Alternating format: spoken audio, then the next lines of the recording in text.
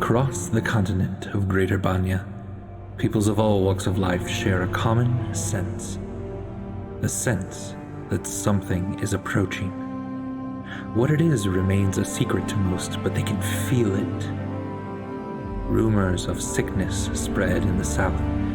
A mountain flies in the west. An army of living flame marches through the desert sands, leaving a line of glass as their trodden path. Yes, these are the troubles set to welcome a god into this world. Behelit, the lidless eye, god of the searing light. She approaches and will not be deterred. However, a few know of her coming and prepare. A deadly and cunning thief, a champion of the mountain tribes, a cleric of chaos, a brilliant artificer, and a scarred soul whose past is catching up with him. Can these individuals save the rest? Can they kill a god? Can they save their friend? Can they each finally find a home? Let us together read the final chapters of these heroes.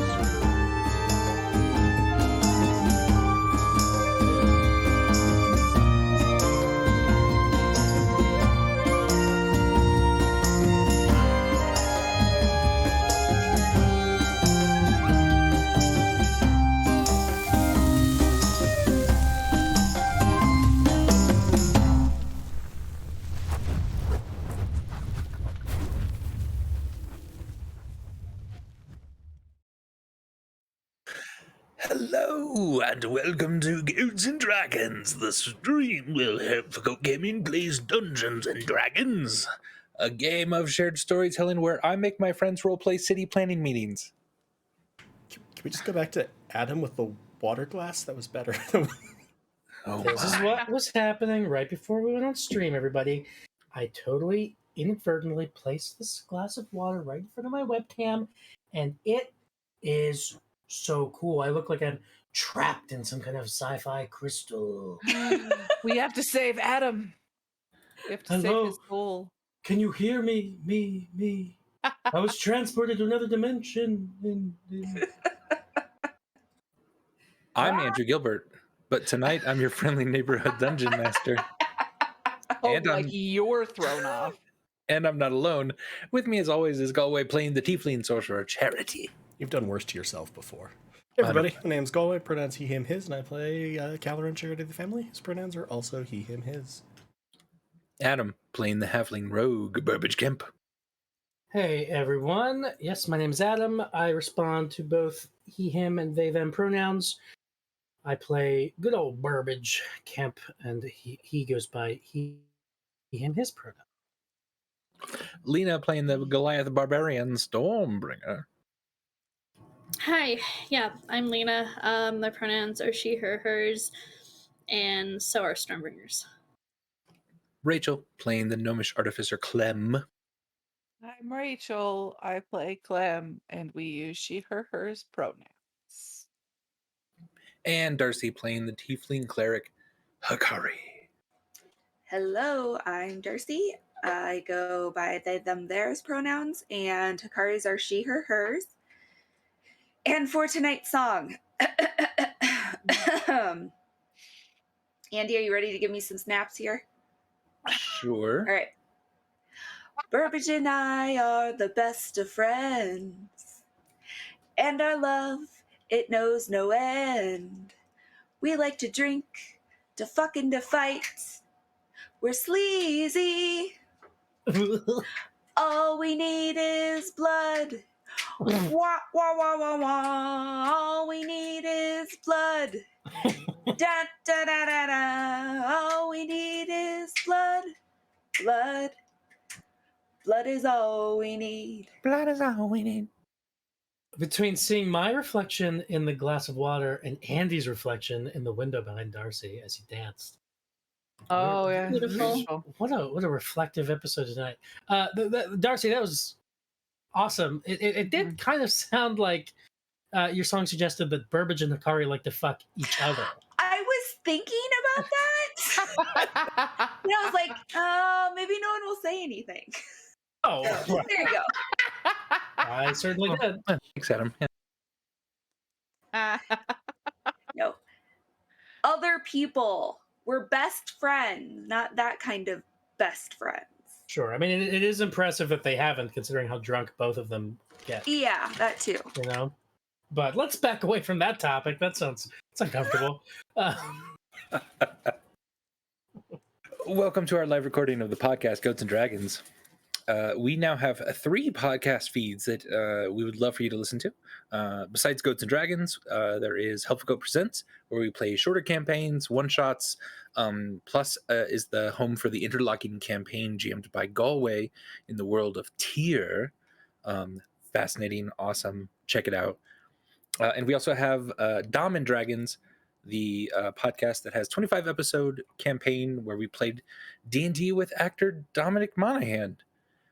Which still floors me that is somehow true. But it is. We are also affiliate on Twitch, which means you are able to cheer and subscribe to us.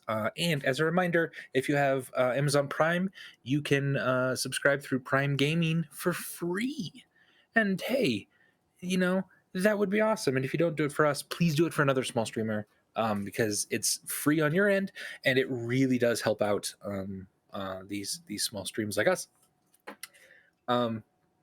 Galway, would you mind enlightening us to what our exclamation point donate command in the chat? I swear to God, this command goes to a different place in the cycle every time. It does. Just taking a bite of food.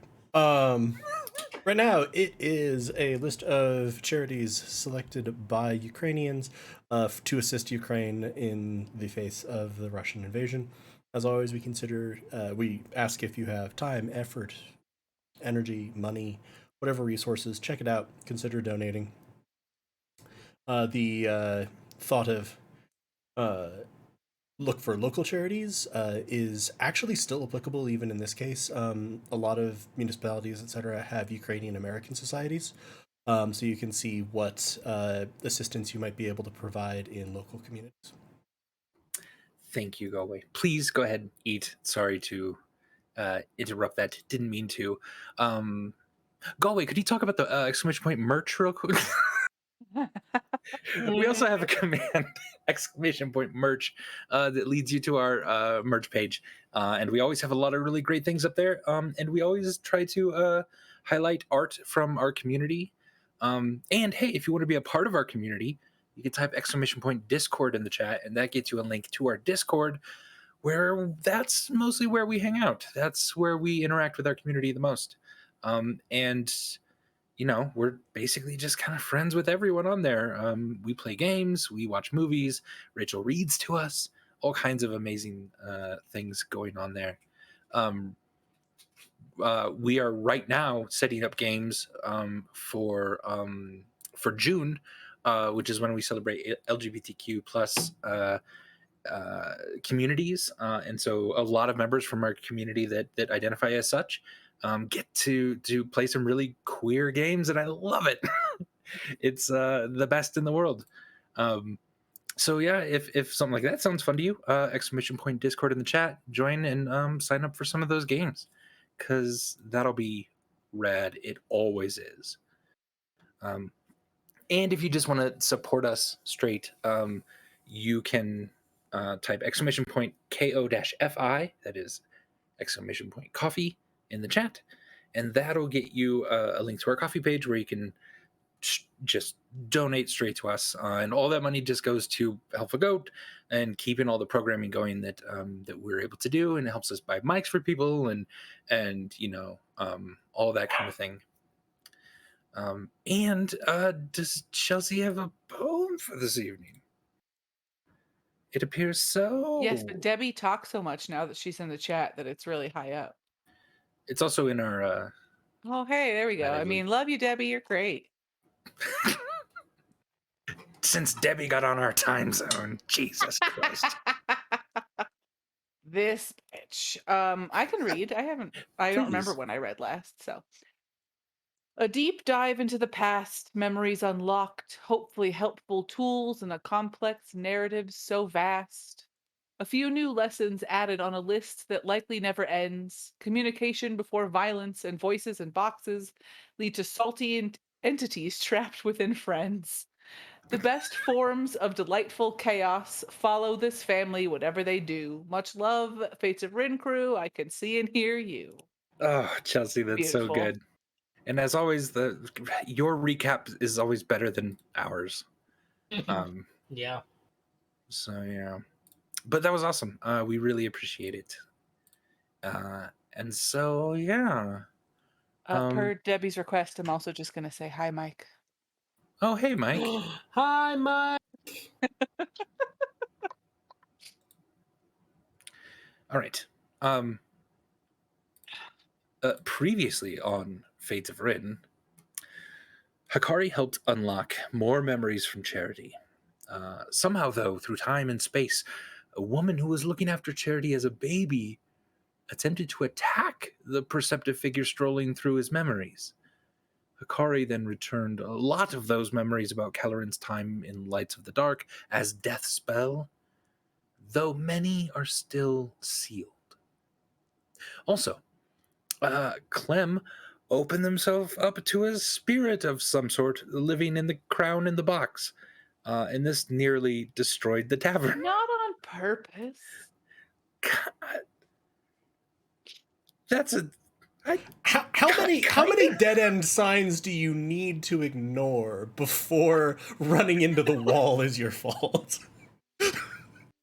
That's a good way to put it. Although Clem does... There was a tunnel painted on the wall, okay? You're correct. Oh, that metaphor had legs. Clem does feel more powerful, though, and I'm sure that's all fine. There's nothing to worry about with that storyline now. But you all did finally get to sleep. Stormbringer sort of trying to keep watch, but also nodding off herself during the night. And it's a very peaceful sleep. It's a deep sleep that all of you fall into. You didn't realize how sort of stressful and tired you've been, and that Clifmil is once again a place of rest and relaxation for you, even though this is the site of a lot of the family's tragedies. It's also kind of home, and that's always a weird mix. But you all wake up in the morning, and what would you like to do today? This is, according to Aideen's calculations, there's probably now 15 days until this army of flame reach Clifmil. Well, Oh, I'm I sorry. just wanted to do my level up thingy really quick. Oh, yeah, you yes, should you level should up. Let's do that. Well, before we get into the story, I'm up to level 13 now, right? You said I got 2 levels? And I think I was at 11, I unless... thought it was 3. Was it 3 I levels? think it was 3, but I think you're at 10. Oh, no, because believe. I was not at level 7. I started the campaign at like 7 or 8. And then No, I've leveled 10, up at I least... said. Yeah. What? No, I have myself at level 11. Okay. So then you should go to 14. Then 14 it is, yeah. Fuck. Cool. But it was Okay. 3 levels, yeah. Okay, I thought it was 2. I was like, I remembered 3 levels at some point. I don't know where he started, but yeah. Now Chelsea my also efficiency confirms 3. bonus is okay, cool. Excellent. I was like, if Chelsea says it, then yes. Can we roll hit dice? Please. So 3 times, right? Yep, just do one at a time in case you want me to change. Oops. Oh, that's also good. So do you want to keep the 2? I don't want to keep the 2. Hey. Do I want to keep the 5? I'll keep the 5, but you roll the 4. Oh, fine. Hey, There you go. okay, so Marginal 17. improvement. And then I can improve. So I can either take a ability score improvement or I can do a feat, right? For 12? Yes.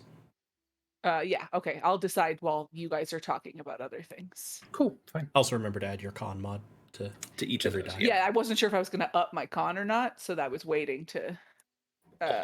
Also. Having more hit points seems like a smart thing for where the fuck we're going. So. Adam, you Did go. we have like an agreed upon location for the meeting? It was probably like Aideen's place or something. Yeah, Missy was probably going to summon you to the council chambers. No, I was going to say it was going to be the council chambers. Yeah. I think. Council chambers. And that was okay. at like 9 o'clock, I think, in the morning. Yeah, she said she was going to get people to sort of usher you to it. All right. Burbage gets there early. And he gets there with snacks. And Because snacks He was and coffee. He was assigned that for charity. That's Perhaps true. perhaps flippantly, but Burbage took it very seriously. And he gets up early and he does some kind of like some little stretches by the bed and some jumping jacks, and he's punching the air, and he's like, all right, Burbage, all right, we're nearing the end game here, buddy. You got to take us seriously. We're getting into some real shit now, all right? You can't just be a goober. You've got to show up, and you've got to do good and contribute, all right? So let's go and get some fucking snacks. And there's a montage where he's getting snacks at all the snack stores that are presumably open really early already. Fairly early, yes, several places. So Burbage is paying out of his own pocket. He's getting like fresh fruit and like Okay. the D&D equivalent of like hummus and pita bread. That would be hummus, yeah. Oh, okay, all right. And like granola bars and stuff, and mixed nuts, and just a whole breakfast spread. He's bringing a whole breakfast spread. Excellent. And yes, there's coffee. Brilliant. So you show up pretty early. A couple guards recognize you, let you into the council chambers. And the chambers themselves, it's quite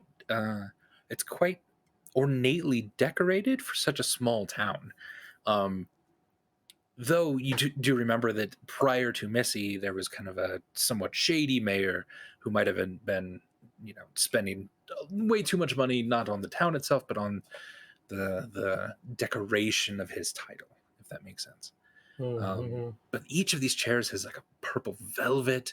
There's a purple rug and a purple runner across a very long oak table. Several like purple and gold curtains hanging from the tall rafters of this vaulted ceiling area. It's a really nice room. Yeah, Burbage is gonna look at those curtains and gonna gaze at them and think fondly back to a particular suit of armor that he once purchased. Wait, he had matching suits of armor with Vimeris. There was purple and gold, right? That's what Vimeris is currently wearing, I believe. Vimeris is in his, and Burbage gave his to Theodric to take care of. And our dear friend and fan and Helpful Go community member Emma made like a cape inspired by that armor, right. like this purple and gold cape, a while back, which is awesome. Shout out to Emma. Brilliant. All right. Well, Burbage he's snapping at the guards to like help him get it all set up and perfect. Okay. And if we want to make it a joke where like he's accidentally set it up in the wrong room, we could do that. Like there's an even more grander room right next door. Like this is a group of like women with like straw hats come in. They all have books in their arms. Oh, we're supposed to be meeting in here, and so you set up everything in the more grander. He grabs it all. He's trying to carry it in his arms, and then he's dropping fruit on the floor and picking it back up and like blowing it off, hoping that nobody notices.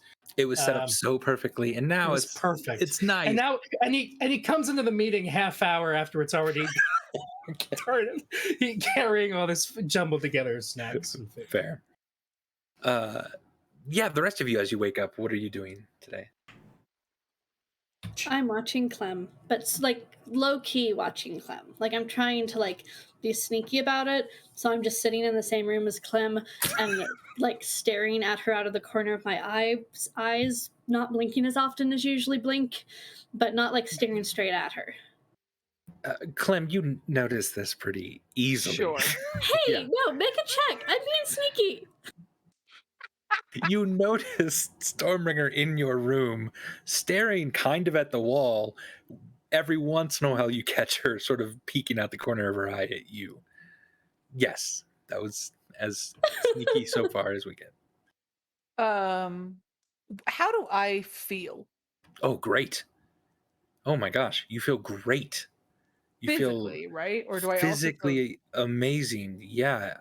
No headache. You feel you could take on the world. This is really nice. Yeah. do I still feel that like quick to angerness? Not at the moment. Okay. It's a beautiful day. You have a friend in the room with you. This is nice. Inside my head, I'm just gonna say, hello. Yes. Oh fuck. What could we do today? Well, I'm hoping that you're just gonna shut up. Oh, is that how it is? I mean, unless you're gonna be nice to me, in which case. Oh, I'll be nice to us. I think that's lovely. I don't believe you. Why not? Because you sound very disingenuous. It's just my raspy voice. I have a raspy voice too, asshole. Well, but my raspy voice sounds creepier than yours. I've worked with a lot of creepy men, let me tell you. Yes? Tell me. Can you just do me a favor? Tell me slowly. That's weird. Cool. Thank you for pointing that out. See, we're communicating. Can you just not take over my mind or my body anymore? Oh, only if I need to. Yeah, no, there's no you're- need. We can work in tandem. Sure, as long as you do what I need, there's no need for that. Good day. If you do it again, I will find a way to remove you from my brain and then destroy you utterly. Fine, I need to get back to work. I'll see you later. Ugh. Morning, And Stormbringer. was that out loud by any chance? No, that was Clem? all That in was my head. just in your head. Cool. Yeah. I'm smart. I'm smart. Fair, This time yeah, I'm just not checking. quite so frazzled. So Yeah. Oh, good morning, Clem. I didn't see that you were awake. How did you sleep? I actually feel pretty fucking great. So I think pretty well. Yeah? Yeah. Not crazy or angry. No, I feel normal but powerful. I mean, I'm gonna be honest with you. That guy's still in there, but like in the back, more just chatty. Okay. Well, that's good. When should we go to the council? That's weird. She has voices in her head. Says the voice in your head, Stormbringer. For real? Oh wait, Bully. no, that's Yeah. Bully. Yeah, bully. That's great. No, it's not weird. It's just bad. It's bad. That is completely out loud. Now I wish Burbage was there. That way, Eldon could have said, "Yeah, it's crazy. Crazy, right? What is with people with voices in their heads?" I really like you, Clem, so I might be around more, because I realized while I was sleeping that I just really like hanging out with you. Stormbringer, you could just tell me the truth that I make you nervous right now. I'm not nervous. Just prepping. That's fair. Even worse. Listen, if you end up having to, if something happens again and you end up having to beat me into submission, can you just make sure that there's a healer nearby? Yeah, we almost always have healers nearby, but I'll make sure that not Burbage doesn't know how to heal. I'll make sure that Charity or Hikari is nearby. Thank you. What conditions would you be okay with me beating you into submission under? Just out of curiosity. If I'm very obviously not myself again. Okay, Cool. Because when you were very obviously not yourself, you were really upset that I wanted to punch you a little. Well, I also just feel I felt more upset then, but I think I'm hopeful that maybe me and did I ever get a name for this thing in my head? I can't I remember. don't think so. Yeah, you did. Cool. Oh yeah. Oh, I did. Oh, that's right. Yeah, it is. I'm polite. Go to my Because I recognize the name, I just can't remember it. It is young. What's it? Cremwall. There it is. Grandma? Cremwall. Cremwall. Yeah, I think I have an agreement with Cremwall, but I might be a little bit more fiery, but you'll be able to tell because I'll have powers that are insane. Like Clem, I couldn't do this to the tavern. So if you start blowing things up, I should definitely punch you. No, because I can blow some things up. I am powerful. Well, how Maybe do I we know should have a safe word. Or Oh, like an unsafe word?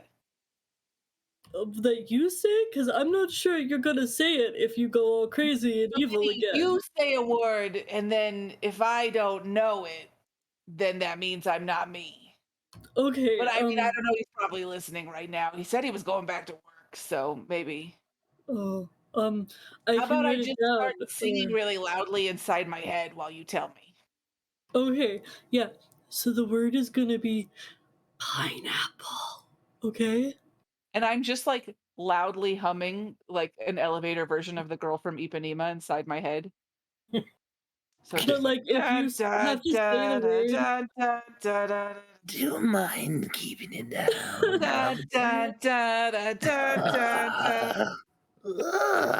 Now we know how to get rid of him. Just play obnoxious songs. I mean, that's the family's MO, right?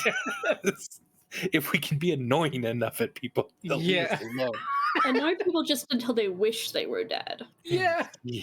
And or just make them dead with fire. I mean, honestly, that's sort of the other half of the MO. Speaking of fire, I've decided that I'm going to take the feat of elemental adept or adept, however you want to say that, and I'm going to choose fire. So when I cast any spells that use fire, they ignore resistance. Oh, solid. That's And I really believe, good. do you also get resistance? It doesn't say that. Okay. But yeah, so spells I cast ignore resistance to damage of the chosen type, and when I roll damage, I can treat all ones on the die as a 2. So Good. I don't think that cuts through immunity of damage, but I think it does. Oh, just resist. So yeah. would it not work if they're totally immune to it? Then I'd be I fucked. think so. Yeah, I don't think it just lowers it to resistance or something. Rules is written. That'd be no. cool. Oh, Hellfire. Hellfire does, but is that a Hellfire feat? does lots of things. not a feat. Yeah, no. Charity rubs scars. Ow. I mean, I think this feels like it'd be useful, but I guess if everything's just immune to fire, would it not be useful then? Immunity is pretty rare in D&D, so it's Okay. still. It is an army of fire elementals, though. And an ancient red And- dragon. So they'll probably all be immune. Most Yeah. 1,200 of them are made of fire. Fine, I'll look for something. Well, I mean, and I'm not now. But to you're be also going to fair, fight many things other than those. we're going to be so- fighting many other Right. things which might have resistance, such as many celestials have Right. resistance to fire and most like base elemental damages, but they usually don't have immunity from them. Okay, I'll think on it. Right on. And Akari, what are you doing this morning? So Hikari drank a lot the night before and doesn't quite remember what happened. So could we brush Hikari up on exactly like where I would be? You'd be curled up in a corner of Clem's room because you came in when there was that and just were like, "Here, buddy." Oh, that's right. Yeah, so I just fell asleep. That's why I don't remember a lot. So yeah, I'll wake up and sort of go get some water wherever that is, and I like to pour some over my head in the morning. That wakes me up. So You just go down to the bar, ask for a large flask of or a large carafe of water, and then just dump it straight on you in the middle of the bar. And then I like a dog, and then I go back upstairs to go, I guess, freshen up, whatever that is for Hikari. That was I think you the just major did part. it. Yeah. There's a second carafe of water upstairs. Also, I like the idea that Hikari might not even know about carafes. Like she only knows about flasks. Yeah. Flask of water, please. You mean a carafe? A flask of water. Flask, please. You are fresher then. So yeah, that was my freshening up. So yeah, I'll go back upstairs and see what everyone else is doing. Okay, yeah, Clem and Stormbringer are up there. Hikari, how did you sleep? Are you feeling evil or normal? Did something happened with me being evil? I forget. No. Stormbringer's just paranoid that it's spreading. Oh, you're worried that it's spreading. Okay. You did also like all of. Yeah, you did get sort of taken over. You did get possessed at one point by a fey creature last night, yeah. Oh, that's true. Yeah. Oh wait, yeah. More I feel disquieting than evil.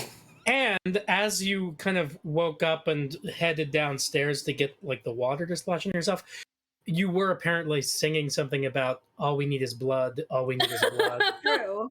So Stormbringer might be, rationally concerned. I feel like that part would be like reassuring though. I know, Yeah, like sure, that's normal. Yeah. Yeah, Stormbringer, I feel pretty good. I slept good, went and took my shower, and yeah. How about yourself? Yeah, I'm good. Not feeling evil at all Not today. feeling evil? No, so that's good. Clem says she's not feeling evil either, but take that with a grain of salt. I guess that's good.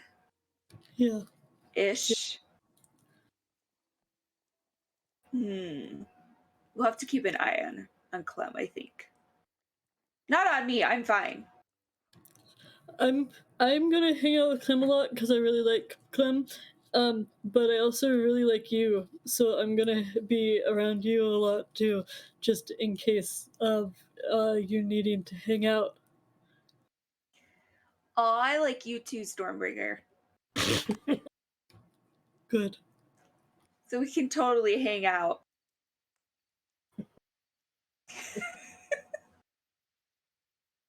Probably the only family member that doesn't quite get Stormbringer's ploy here would be Hikari. But I do like Stormbringer. Yeah, it's just like, yeah, let's hang. Let's do it. Let's hang. We can totally do that. Love it.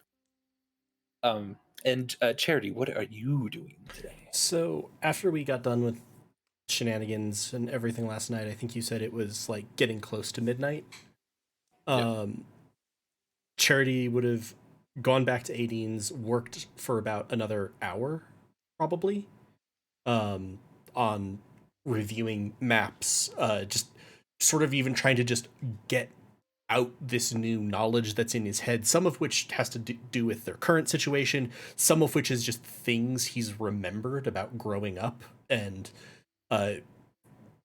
this is the equivalent of years of memory like turning on, and so he's worried that they're gonna leave again. So he's like just been, so he sort of jots down notes for about an hour because he doesn't think he'd be able to go to sleep anyway. He'll go to sleep for 6 hours, as required by arrest. At that point, that will take it to about 7.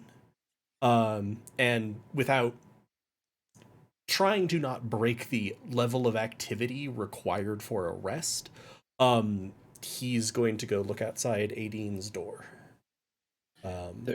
There's a small pink box with a light blue ribbon. That's surprisingly tasteful. Sounds like a bomb. Pick it up and take it into the table. What you got there? remember the stranger emissary, the thing that possessed Hikari? That was real? That was real, wasn't it? It's always real. Oh, that's great. Well, and that's the package they promised. Yes, they did specify it wasn't a bomb once I asked them. Right, but they are Fae. It's kind of what they would say. That's fair. So do I open it outside then? Nah, fuck it. Let's do it. So when you say small, how like fits in the palm of my hand, or okay, like a small priority mailbox kind of. Yeah. Um, there's something that our international audience will be like, the hell? Sorry, Uh, Debbie. Um, so yeah, Charity will just very carefully and cautiously open it. All right. You kind of undo the ribbon, slide open the box, and immediately 6 green glowing butterflies come out of the box and just kind of disappear into a light dust. Within the box is something with a deep purple and white kind of inlaid cloth over it. And as you kind of peel back the cloth, you see a very ornate dagger here. Well, this is interesting. Do I recognize it as anything in particular? Do I recognize magics on it, etc.? Sure, give me a Arcana, History, either one. Okay. Here's a plug for guidance. Guidance. Guidance is a cantrip that makes you or your friends better at skill checks. Use it early, use it often. Let's go with Arcana because I'm much better at it. 22. 22. Nice. You've never heard of anything like this exactly before, but you see some of the pieces put together, and you have an idea. You feel like this dagger is kind of like a dowsing rod almost to something. Though, you kind of hold it and you don't really feel it moving in any direction in particular. You might have to specify what you're looking for. So I think that perhaps Charity's going to look at it. Intriguing. They sent us a weapon, but they didn't send someone wielding it, so that's probably for the best. You're not wrong. Well,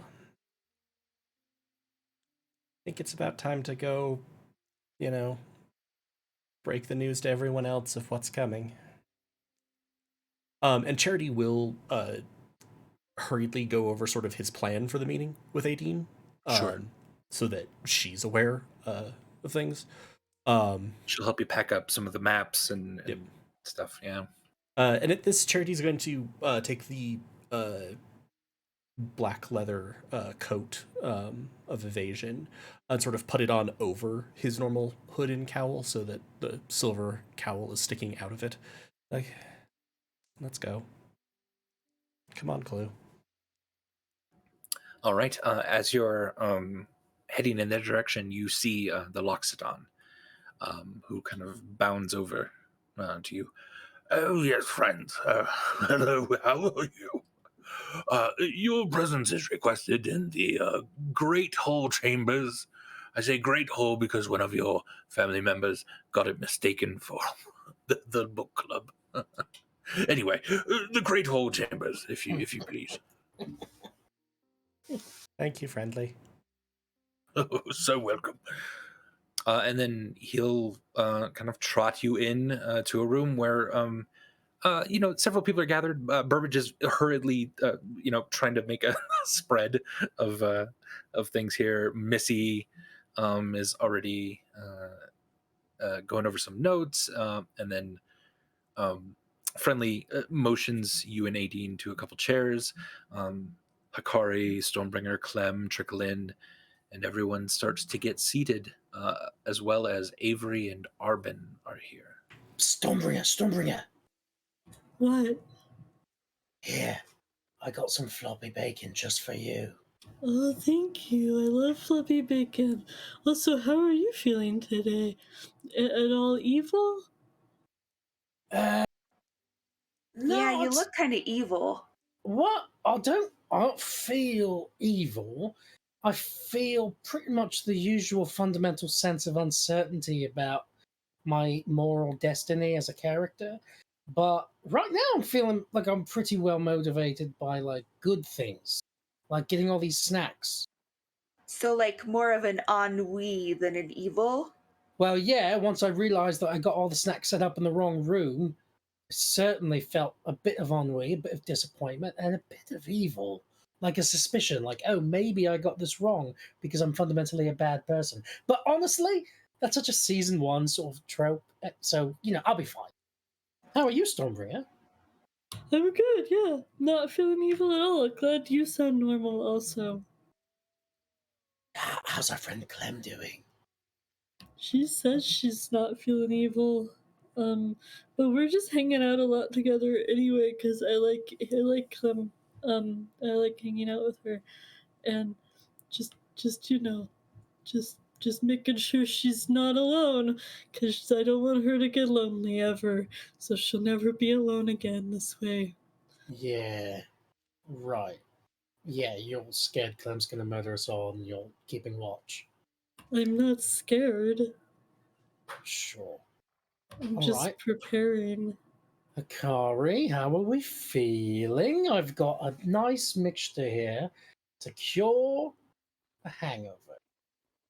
It's What is it? all right. I was afraid you'd ask that. Let's see here. It's celery and tomato juice and peanut butter all blended up together. With some alcohol in there too, as well, correct? Yeah, a little hair of the dog, sure. So you have it with you right now. Yeah, I'm holding it right Okay. now. So I I'll take forget- it and I'm like, just chug it. Our dad used to drink that. He called it a Muddy Mary. Hey. It's great.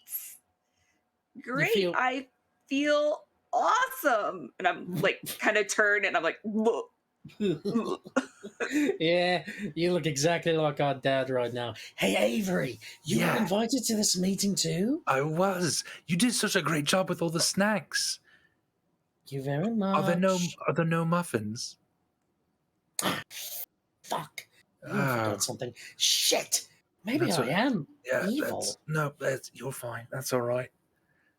Didn't need muffins this morning. Okay, well, let's sit down and listen to the people. Sorry, real No, quick. no, I go ahead, nudged go ahead. Stormbringer and I'm like, hey, Burbage forgot the muffins. And that's really evil.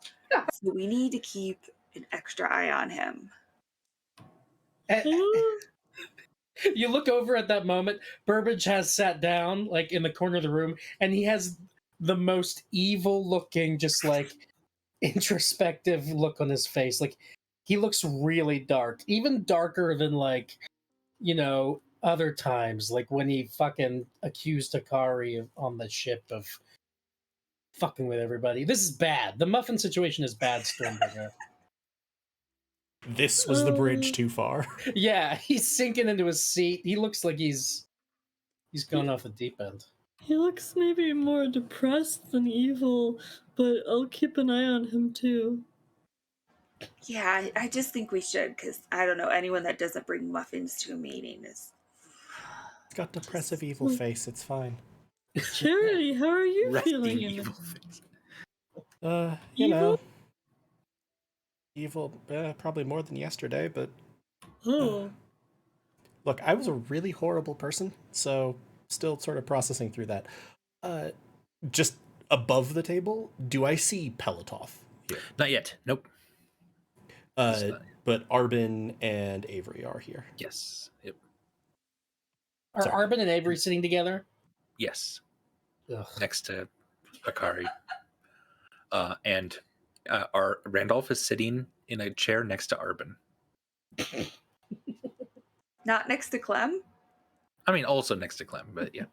I just think that'd be really funny if he just like randomly took a chair next to me. Just walks around the room, slides a chair out, hops up.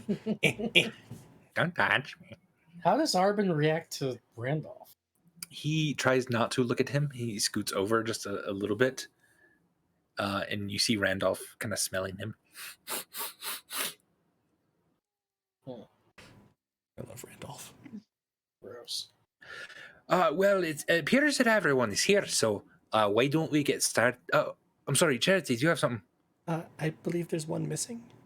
And to Clue, get Palatov. Clue disappears out the wall. Thank you. Aye, that's true. I do want that one. All right. So, what's going on? What's coming here? What's everything? If you don't mind sharing everything with us, this is a safe room. We'll get to that. Just we want to have everyone on the same page. So if we wait just a moment, I'll get into it. And Clue comes swooshing back in with a very old female elf slumped over his back, who very gingerly kind of gets down and off. All right. I'm here. I was just coming slowly. but Clue is quicker, so it's easier. And Pelatoth then takes a seat over here by Stormbringer and Chair. So, and Akari. You wanted to know what is coming and what is going on, and those are very good and relevant questions, and really what I want to talk about today. But before that, I'd like to walk through something. This is Aideen. I think everyone knows Aideen. Hi, Aideen. Hello. Are we not going to do that for everybody? Should we just not do that? All right. I won't do that. There's a lot of us here. Yeah. Aideen has the ability to cast the spell Zone of Truth. Is Friendly in the room still as well? Yes. Okay, cool. She's going to cast that spell, and I would ask you all to let yourselves fall under its effects. No harm will come to you for this. We just want to... The things we're talking about are very important and sensitive, and there's a couple of questions I want to be able to ask under those effects. We will lift the spell once the couple questions are answered. Yeah, everyone nods. You hear Mr. Bolum, Friendly Bolum, kind of say something under his breath to Missy, and she says, "No, stay. You're fine." And then the Yes, stay. Zone of Truth spell goes off. I suppose everyone here. Yeah, and You failed it on purpose. Fight it. No, I'm just kidding. Charity will sort of check with Aideen to see that everyone has. There's two that fought it, and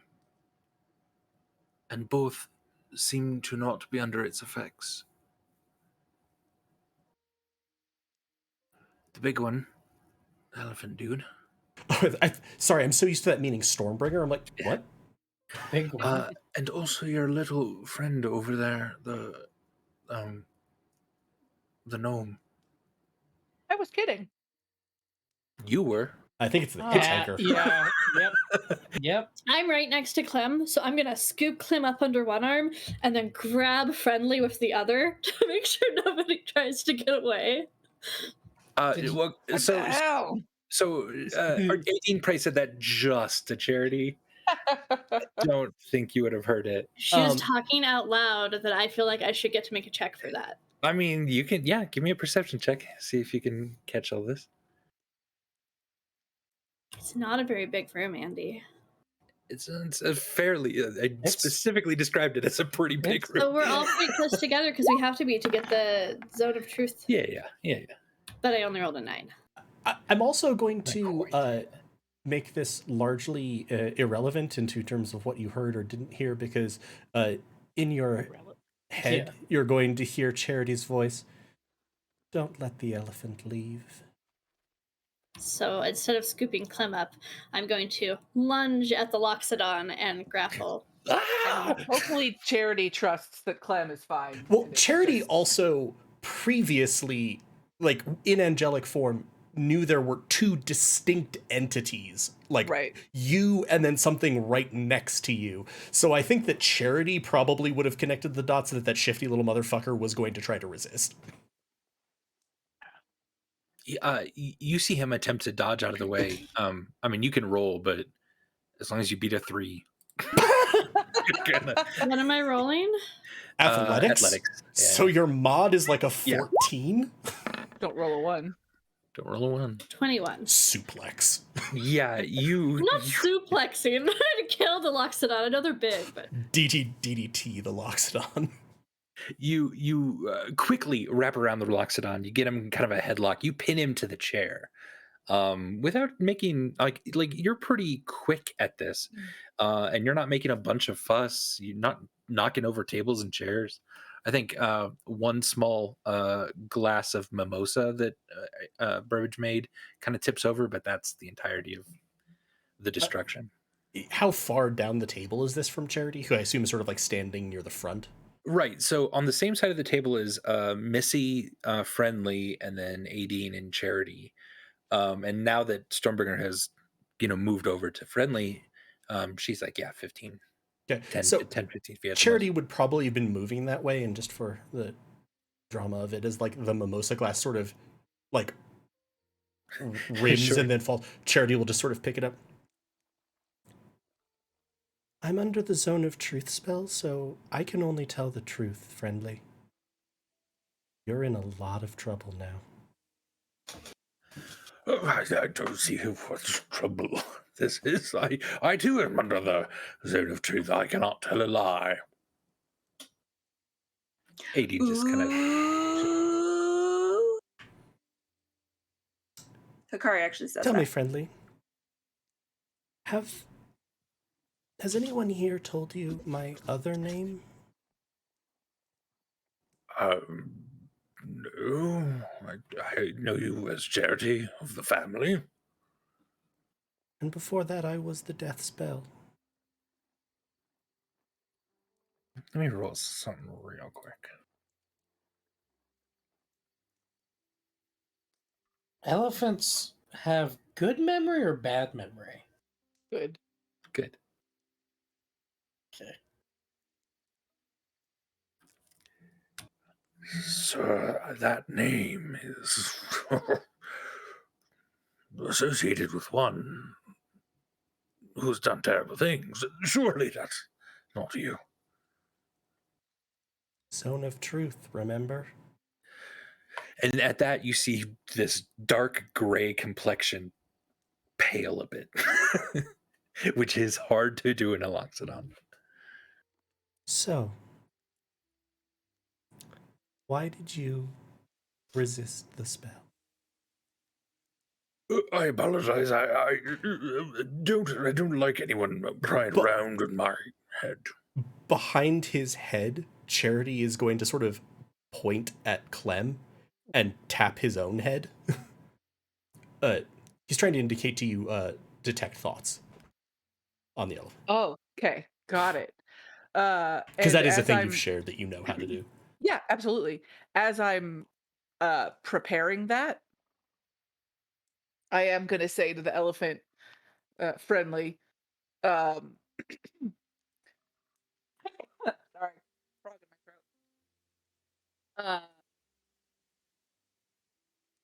my throat. Zone of truth doesn't actually pry around in your thoughts. It just makes it so you can't tell a lie. You could also choose not to talk. And when I say pry around in your thoughts, I want to cast. Pry around in his thoughts. I want to cast, so just, cast it forward. I really should just put it in my spells, even though it's not a spell of mine, just to have so I can read the things. Sure. You get an immediate sense of panic, and Oh, they're gonna kill me. They're gonna kill me. Oh God, they're gonna kill me. So, again, why did you choose to resist the spell? I am gonna cast a message cantrip to Charity and just let him know that the elephant is very afraid and thinks we're going to kill him. Okay. Does message cantrip lets me reply? It does with a whisper. Yeah, no, it's just been so fucking long since we haven't been doing message cantrip through the things that I don't remember the actual cantrip. Yeah. Perhaps, maybe confusingly for Clem, you're going to get back. He's not wrong. Can I try and probe deeper, or is that going to freak him out? That's what I'm wondering. It's up to you. The only thing is also if he succeeds on the probe deeper, it ends the spell. Right. Okay. I'll keep listening then for a little bit. Okay. It's because it's an item. It's the such DC a low is DC. so God. like that's the thing is like if it didn't have that rider of and it ended the spell, I'd be like, yeah, sure, why not? Even if he knows, fuck it, Charity's not Stormbringer's not letting him go anywhere, and Charity is next to him, so he ain't going anywhere. He doesn't answer you, Charity, out loud. He's kind of struggling a little bit against you, Stormbringer. That's a bad idea. And Clem, you hear in his head over and over, "Oh, the family is gonna kill me. The family is just gonna kill me." I'll pass that along to Charity. Just, I mean, you don't need to respond. Just I'm letting you know the things that he's saying to me. You seem frightened, and I've just asked you now a third time. Why did you resist the spell? He's turning his head and looking at Missy for help here. Missy's sitting there calm, just listening. She obviously trusts you all way more than this guy. I can't. I cannot. Let me go, please. No. Please. No. I said, please. Could I get a skosh more choke? His long nose is now choking up against his throat. I don't know how well he can talk if I choke him out. No. We're just people can talk. It's a demonstration, is all, and release the skosh. Oh, okay. So, why are you so scared, and why did you resist the spell? Give me an intimidation with advantage, then. Or helping from Stormbringer, whichever you'd like to do. My intimidation mod is 6, so it's probably technically most valuable to have it go on me. Sure. 23. Oh, jeez. At this, loosen up just a bit. I promise. I don't want to die like this. How do you want to die? Alone in my bed at the very, very old age of 99. Oh, that's pretty different. So, I have come here under false pretenses. I am here to inform someone when you all would return to Clifmil. Do I hear anything in his thought? Basically just that. Yeah. Okay. He's very specifically choosing his words, but it's And I'm gonna just message Cantrip Charity and just say, let me know when you want me to try and go deeper. Somehow in the return message cantrip, you get this like spectral version of like a thumbs up emoji. Nice. Yeah. Who?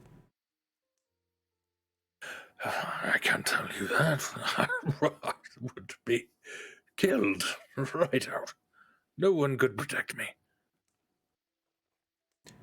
Consider who is holding you and who you're facing. Akari, real quick, make a Constitution saving throw for me. Just And because of my concoction, the Muddy Mary? you have no idea what this is, nor that she's doing it. He is. He is. Well, I could tell you a story of how this happened. I was a rather rotund lad when I was young, bullied all over the place.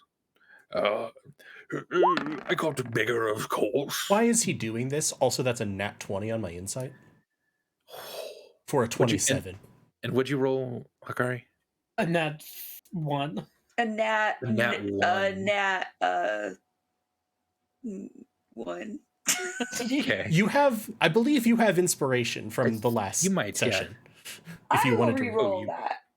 I was going to say, I feel like somewhere. You do. Okay, well, Oh, that's jeez. better than a nat 1, even it's though it's... 3. Well, I'm just saying. Oh, yeah. Three Better is than better. better than the Yeah. Oh, okay. Oh, stop it.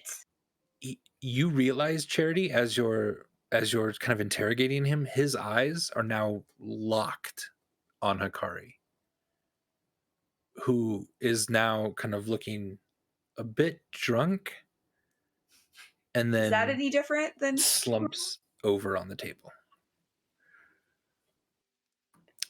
And Clem, you hear in his head, Just long enough. And there was no sign that he was casting a spell. no, not at all. Not at all. Okay, I'm gonna let Charity know what I heard.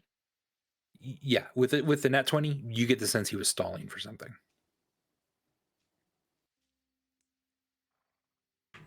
You're going to see Charity look back at where Hakari has slumped over. And out loud, deeper. Okay, so then I will attempt. And Charity's going to move over to med check Hakari. I finally put it in my thing so I can pull it up there. So it's a wisdom save, right? Yeah. Yep. God, there's so much text. My DC is 13, so I know. I was like, I looked at it, I was like, 18's. Oh no, that's your yeah, act. my Damn. DC is 18. You roll a 15. Fuck. So you feel it bounce. Yeah. Yep. And I just shake my head. I technically have 2 more charges. Uh, I don't know if you can do it on the same person, but I could try Sure. again. I'd say, yeah. yeah, because the spell can affect multiple people, and it doesn't give like a you're immune to it for 24 hours. It's one of those ones where instead it ends it. Stormbringer, underneath your arm, you feel a bit of a chuckle coming from him. I'm gonna just like go tighter with him just laughing. And again, while he is big, he is not super strong. You can feel that you can easily overpower him if you need to. Charity's gonna sort of turn. Skosh until unconscious or dead. And I'd like to med check Hakari. Yeah, Aideen is already almost over there as well. And Before she unconsciouses or dead him, I'm going to try it one more time. Okay. So give me another So wisdom as she's save. squeezing, yeah. Give me a med check then, yeah. 19. A 19. Yeah. Hakari is unconscious. And her heartbeat has slowed pretty severely. Thoughts on... Do I have any thoughts on what could have done this? / treatments for it.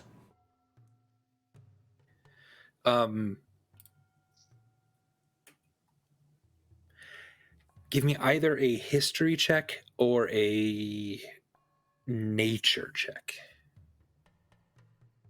Burbage is watching this. He feels very concerned that he caused this somehow.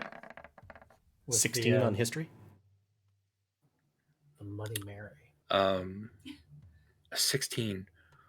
This feels familiar. This feels really familiar to you.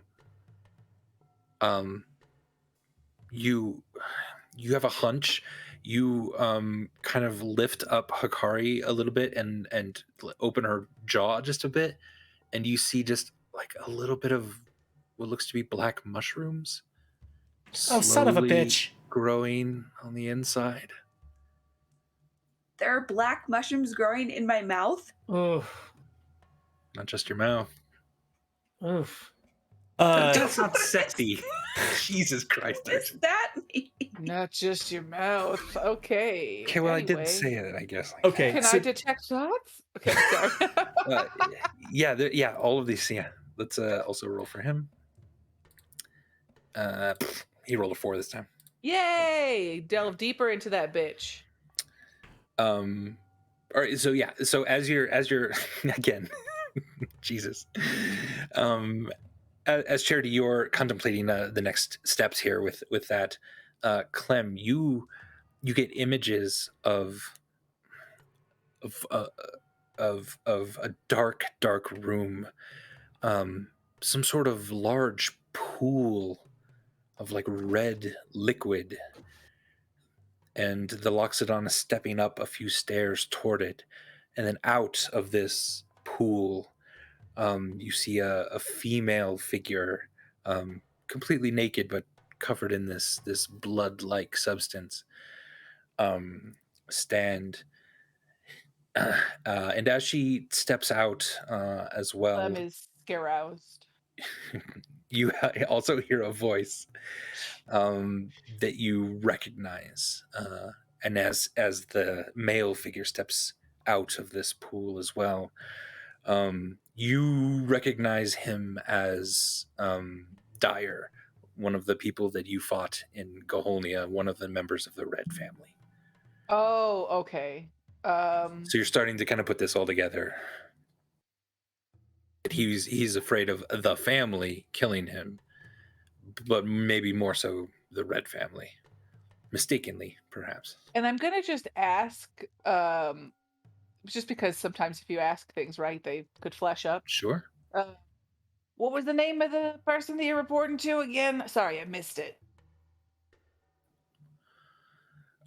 He's being choked. Do Uh-huh. you want to loosen up Stormbringer to let him answer, or it's fine if you don't, because she's listening to his head. I think you can answer. I think you can answer with your throat like this. You're good. Yeah, you're not listening to me tell you what to do.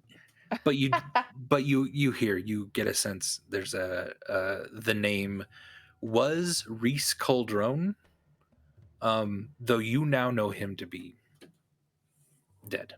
So it seems like whatever sort of interaction happened between these people, it was in the past and not Okay. the last Was Reese Caldron 3 one of the days, people that I we guess. killed?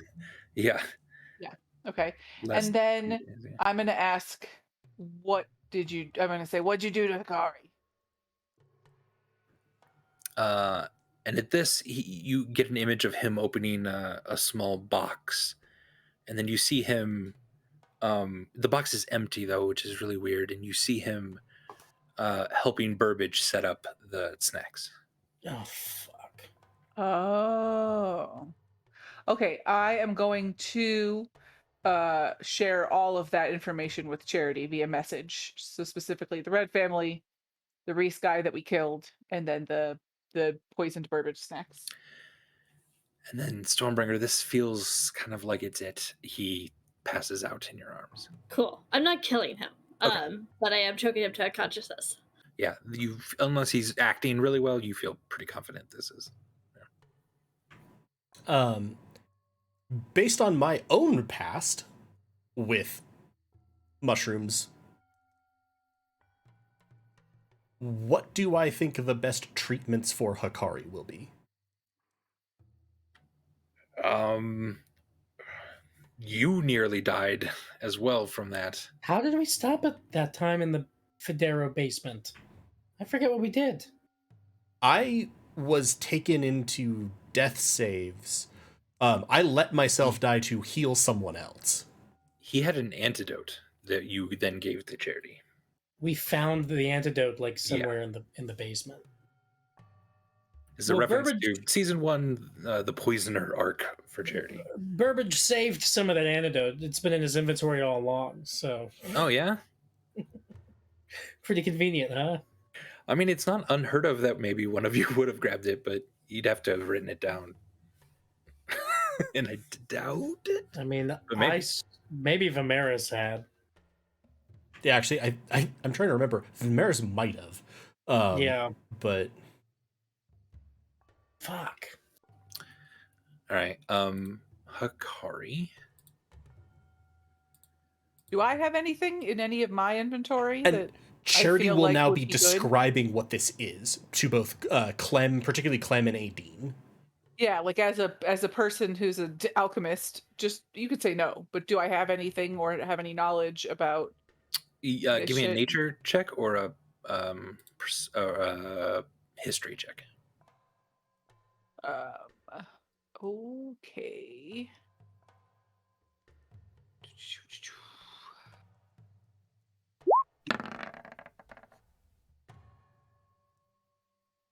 Oh my 17. god, you guys are not going to believe this.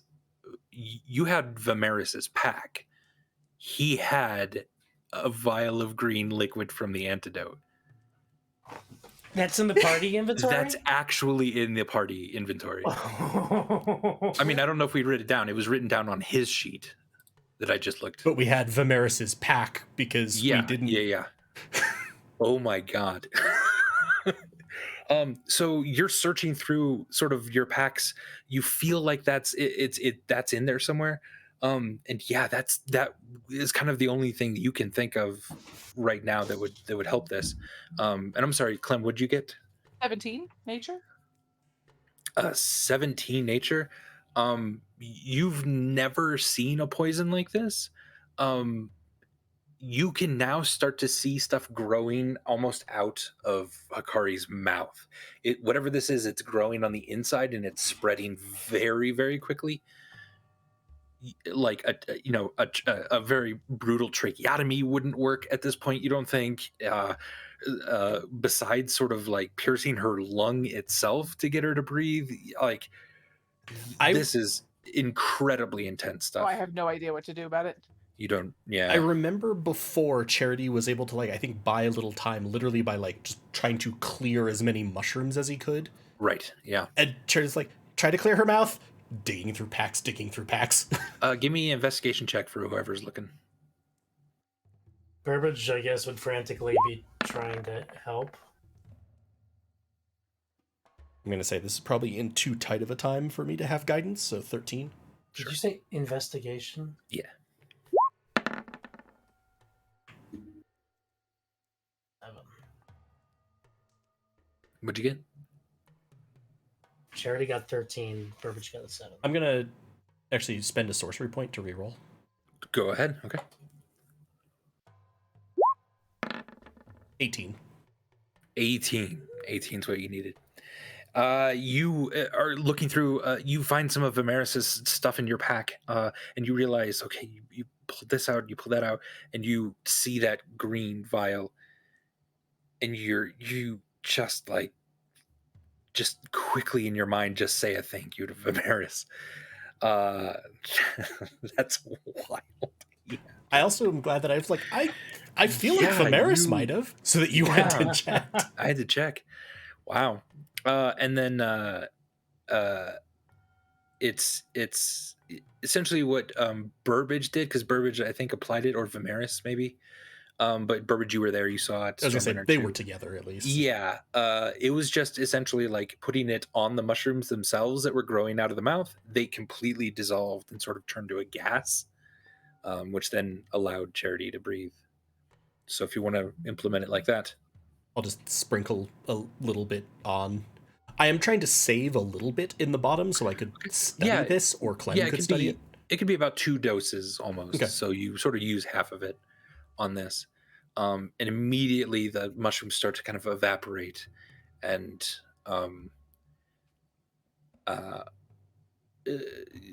you see kind of a black gas then just kind of pouring out of Hikari's mouth.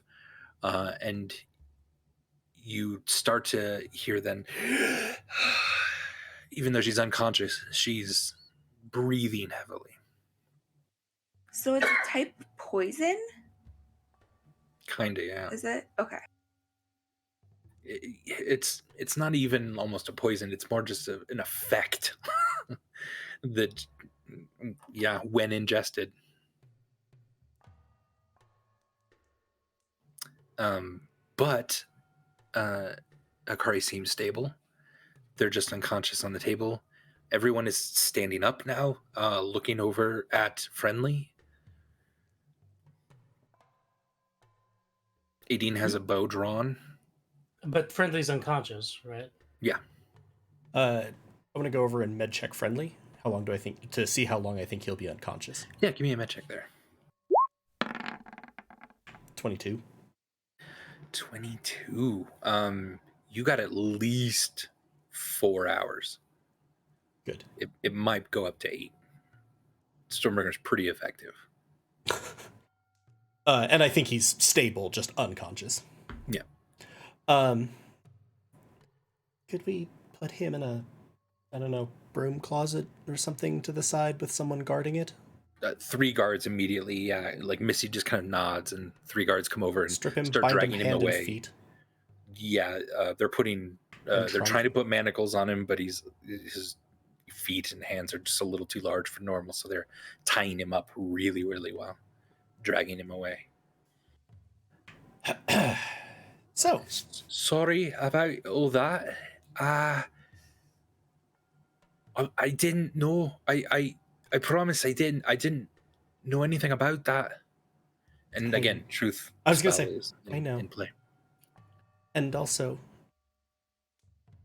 believe me, you're not as sorry as he will be. Andy, so based on everything that just happened and all the detecting thoughts and communication that was happening, would Burbage have put 2 and 2 together that, like he was helping me with the snacks? I think so. Yeah. Because as soon as you recognize this as that poisoner's poison, you immediately try to remember when was the last time he had any sort of way to ingest that into Akari. Snack setting up then makes sense. And so, Burbage, I want to clarify, he'd been trying to do what Charity shouted out about, trying to clear the mushrooms, which I'm realizing I don't think that's what you needed the investigation check for. So I'm sorry if that was confusing. I in the moment was like, why is Burbage investigating the mushrooms? Oh no, sorry. Yeah. It was, Look at them. It was looking for the. Meanwhile, I'm always thinking, like, why is Burbage getting into my bag while I'm getting into Vimeris's I bag? assumed you were looking in someone else's bag and we'd split up yeah, Vimeris's stuff. No, I was so Burbage had been like, frantically trying to clear the mushrooms, and then saw the antidote applied, and he then would have just kind of like backed away from everything and collapsed back into the seat that he had been in when he was having what Sam in the chat coined resting Burbage face. Oh, jeez. Beautiful. Sam, I will take us to Bing right back. I can't do that. Sorry. Yeah, you're not in control, baby. Not in control, baby. Charity's gonna put up hand. Burbage? Really nice job with the snacks and the drinks and everything, but I might recommend that no one consume anything else at this point. Burbage nods. Burbage nods in agreement. Well, there's no mushrooms anyway, or there's no muffins anyway. So. Avery, I swear to God, I will come over there. Just not eating, that's what I'm saying. So does that mean we should toss the rest of the snacks, or? So, God, this I feel really bad for Burbage. Charity's just pointing at like Akari, who's still slumped face first over the table, like mouth one side, little trail of mushrooms. Are there mushrooms around Hikari that I could take? Yeah, because Burbage was pulling some out of her mouth and stuff. There. How would I put that in my inventory? Very carefully. Hikari lung mushrooms. Sure. Lung fungus. Yeah, lung fungus. To do that. Lung fungus. And then I'm gonna look at Charity holding the antidote, and I'm gonna be like, "Do you mind if I also have some of that, just to I could possibly make more. It's the If- making more that I'm interested in, and I was going to suggest that perhaps... Oh, I have something for you to look at later, if you don't mind. Besides this. I definitely don't mind. Charity will hand over the vial. What the fuck is going on? What are you all into? Okay, sorry. Now that we've looped back around to only people who have agreed to the zone of truth, Charity is just going to have a prolonged look, not at Clem's head, but like at not at Clem, but at like the crown of Clem's head. Sure, yeah. Um, Oh, I'll tell the truth. And in my head, I'm going to say, literally nobody's talking to you, asshole. Go back. Fine. Oh, but if you want to tell the truth, you can whisper it to me. That's fine. Okay. Anyway, just a couple of quick questions. Do you serve and/or support Gaholnia, the Red Family, the Stranger, the Fire Army, Yizak, and/or Behelit? No, says most of the people. What about my head? He didn't say anything. And Peloton Well, goes, you said he'd fuck tell the no. truth. At the fuck no, Charity will point. Yeah. Are you willing and able to keep, to the best of your knowledge, to keep what we discuss here today secret? Yes. Hell yes. Really bringing the enthusiasm today, Pelototh. I appreciate it. And are you willing to fight for the defense of Clifmil and Banya from the forces of Behelit? Of course. Among other things. Slightly disquieting with the enthusiasm now, but okay, so, and at this, I think for the sake of time, we can yada yada the laying out what's happening portion of things, but Charity would discuss what Pelototh and Aideen have described in terms of the nature of the forces, which I guess for people watching, an army of fire elementals with 1,200-ish fire elementals, Ifritis probably serving as commanders led by the ancient red dragon Ragnir, are making a beeline for here and will be here in now 15 days. The overlay needs to get a counter. Oh, God, yes. Sorry, just realized that. How would that work? In-game time. Reflecting in-game time on a counter on the overlay. Oh, I'll just show how many days are left, and then I can iterate it Manually. down when we skip days. It wouldn't be a real time. No, Okay. no. I was like, I what? can't do the infinite to 1 day bullshit of D&D Yeah. Exactly. programmatically. So Charity would sort of lay that out and let the room sort of absorb that for a minute. He would also indicate to Aideen that it's fine to drop the Zone of Truth spell at this point. Do you tell everyone about Hellfire, the Behelit stuff, or mostly focused on the attack coming? I mean, I already specified, do they serve Behelit and the forces of Behelit? Right. I think that it would include the tenor of this army is attempting to serve and bring Behelit literally into this world, which will have probably cataclysmic to apocalyptic effects at that point. So we need stop. We can't take on an army of flame. This is Clifmil. We doubled our size when people visited this. And at this, Charity will like open one of the cases that, Aideen had brought and slap down a map of Clifmil that shows sort of a pair of ditches around it, etc. And then just pages of notes. No, you can't as you are now.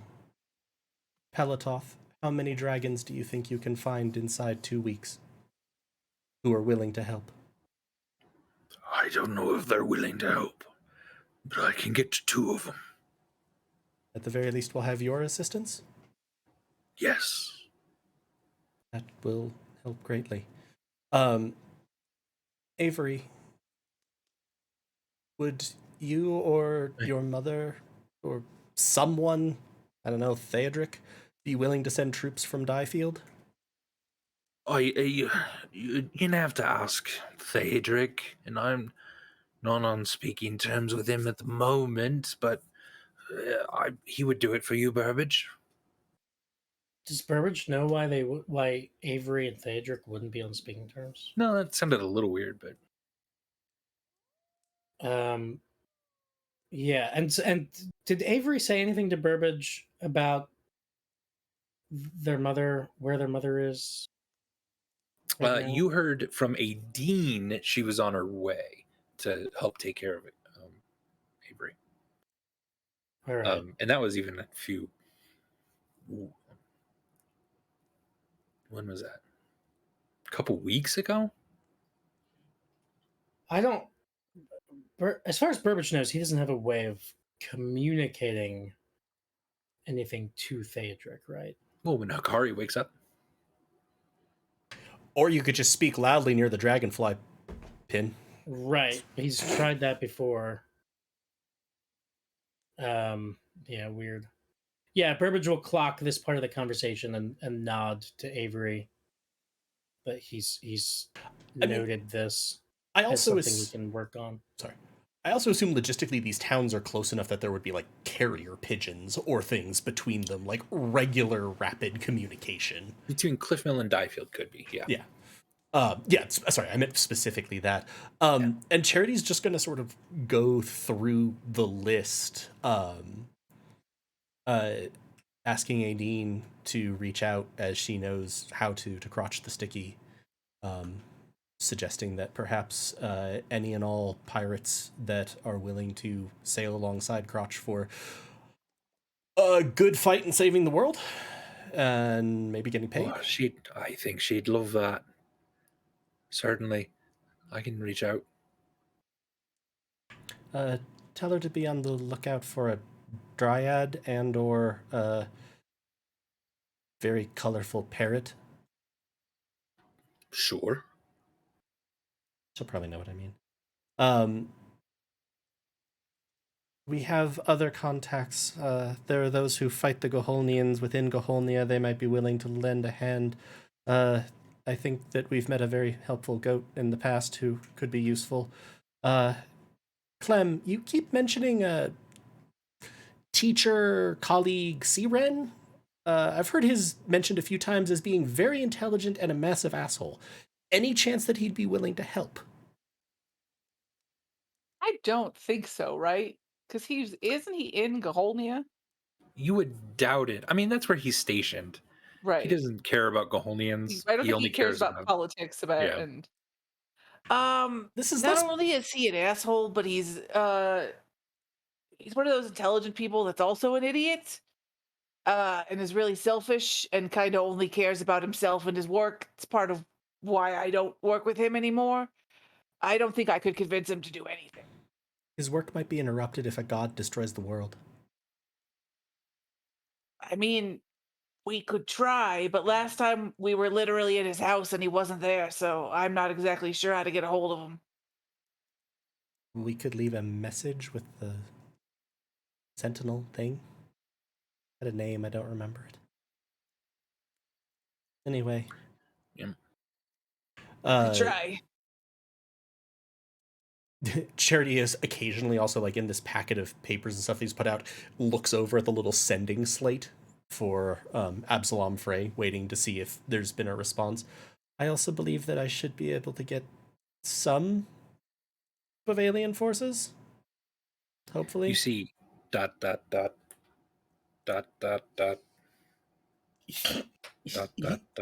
He's typing. God, his handwriting is slow. Am I still... At this point, Hikari, yeah, you like wake up and feel very weird. She's gonna want some tea. Oh. I say this from experience. You can put some brandy in it.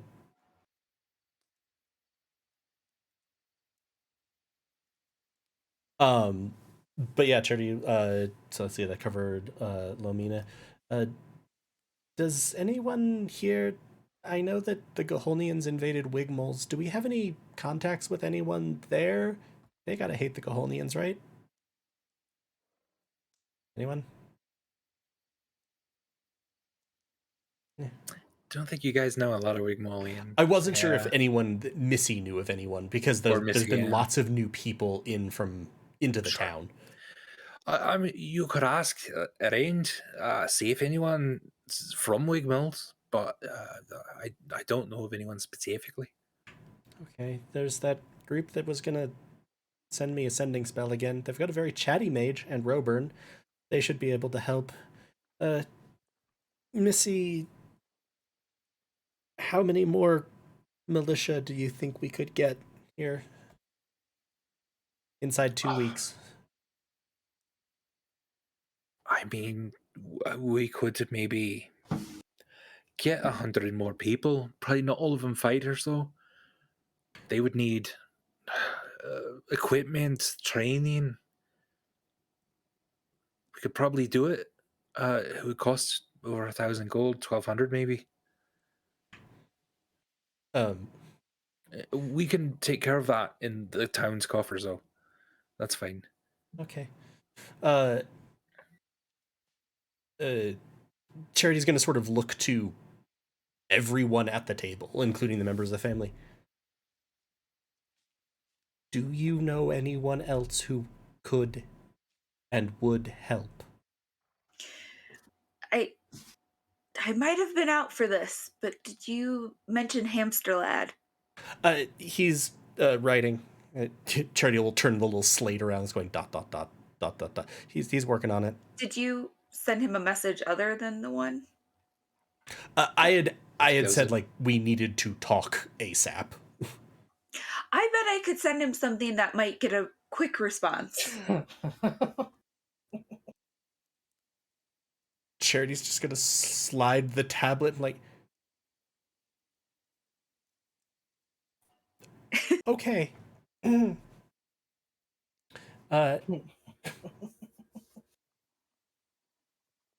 can't hear you. God damn it. There's a little bit of chalk tied on a string to the end of the tablet if you wanted to write a message, Akari. Or contact him another way. Yeah, I might take the tablet and go elsewhere. Okay. I was gonna ask her about some sending spells, but that can come later. I won't be long. Anyone else? Andy. Yes. What would Burbage's current relationship with the Thieves Guild be? You, well, that's complicated. Right? Burbage believes that his relationship is quite good with the Thieves Guild in Federa. Okay, well, yeah, like, yes, Burbage would maybe assume that, but also Burbage isn't a total idiot. Like, he knows that he's played very fast and loose with his name, and people are writing books about him and the family, and it's I guess in Burbage's mind it's like, what's the phrase? It's a crapshoot. Is that what people say? It's a crapshoot. Mm-hmm. Does he even have like a contact in the Thieves Guild? Or like old friends? Your best friend in it was the butcher who lived downstairs. Right, who once like brought some meats up to us and gave us a secret message. And... Who brought floppy bacon into our lives. And finally let the damn stranger beckon. Missy also says to a guard, get Valier. Go get him. He'll be in the tavern. Tell Warford we need him. I know he's his best customer, but he might have a contact.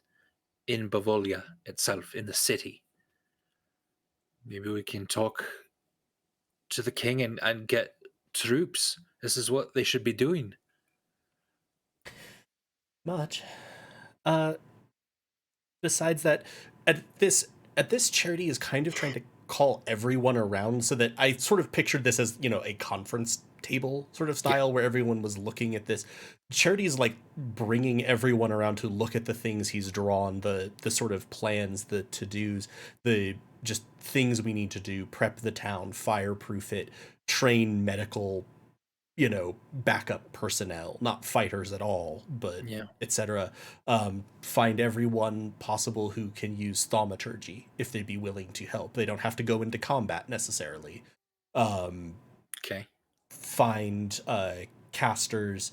Look for magical items, particularly Dust of Dryness, which is a more common one. Any magical ammunition. God willing, if anywhere, because there's markets right in the outside of the city, a ring of spell storing, at least one would be amazing. Charity's like, I remember once we heard references about a forest spirit nearby. In the forest to the east, sure. I mean, that's a story, though. I don't know how much help that could. So's Behelit. You're right. You're right. And Missy's starting to make notes and missives, and she's just handing them off to guards who are just running out of the room as you're talking and stuff. Yeah. But just so sort of running through all of those. Yeah. People on our Discord can see the massive spreadsheet that I'm looking through. Nice. Hikari, you get a message back from Absalon. And unless you wanted to go into what you sent him. No, I don't think that would be appropriate. Fair. So you get a message back.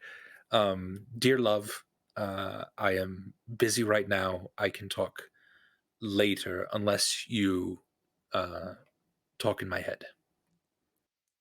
Talk in his head? You can send messages to people. Oh. Okay. Sup? Do you cast a 4th level spell to say sup? It just says that. Like I can't do like a conversation back and forth. Not back and forth. Okay. So I will cast a spell to send him like what's going on, and you have 20 words. Okay. That would be a great podcast episode title. Do you cast a 4th level spell to say sup?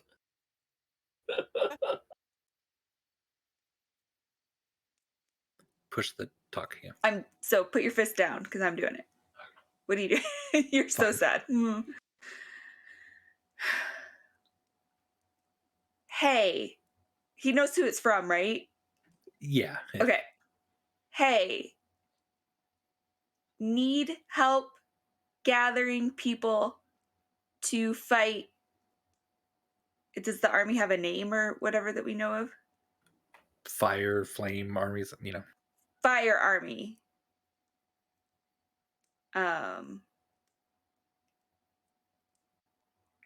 Could be good for you if you come help. And how did you spell come? Sorry, everybody. We'll leave that up to the imagination. Yeah. It's just a phonetic message. Yeah. Right. Help. I don't know. What's that? Like 10, 20? Answer back. 10 or so. You were ASAP. counting. Huh? You were counting. Probably also mentioned Clifmil. In Clifmil, need help ASAP. Oh, that's like 15. Love Hikari. After a couple Smiley moments, face, smiley face, smiley face. After a couple moments, you hear back, dear love. That's what it sounds like in my head. Yeah. It's his voice. That's his voice. It's been a while. Listen, Sherry, we about to fight these fire folk for ourselves. We got 3 of them in our sights right now. Any tips?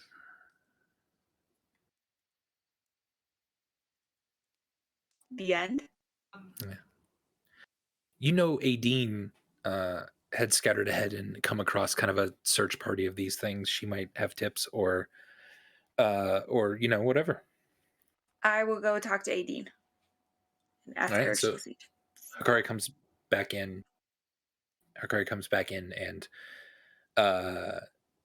kind of says, "Oh, it seems like Hamster Lad is dang it, I did it. Is about to sneak up on a small group of these fire elementals, and immediately Adine rushes over and kind of just grabs you by the shoulders a little bit, and she's like, tell him there's 12 of them. There's not 3, there's 12. They take 3 and they just put them out in the middle of nowhere, and the others are something like they're embers. They're not actually glowing right now. Quickly." Okay, so I cast, what is it, sending again? Sure. And relay that, however. That it's, do I have to do the counting? No, you're fine. Yeah, basically that it's actually 12. It looks like 3. It's an illusion. It's or an whatever. ambush. It's an ambush. Do not engage or whatever. All right. You don't get a response back. Andy? I think it's fine, Darcy. I think it worked. He asked for tips. He got tips. I think they're fine. Right? And as we all mourn the death of Absalom Frey, why don't we go ahead and take a break here? Andy. All right, everybody. I'm going to come back with a black eye. That's all I'm going to say. All right, everybody. From running into a door. Jesus. All right. Okay. Let's pull it back from Just kidding, just domestic violence humor. Goats and Dragons, everybody. Sorry, that was inappropriate. I apologize. We'll be back in about 13 minutes at the top of the hour. See y'all Manage then. your fluids, everyone.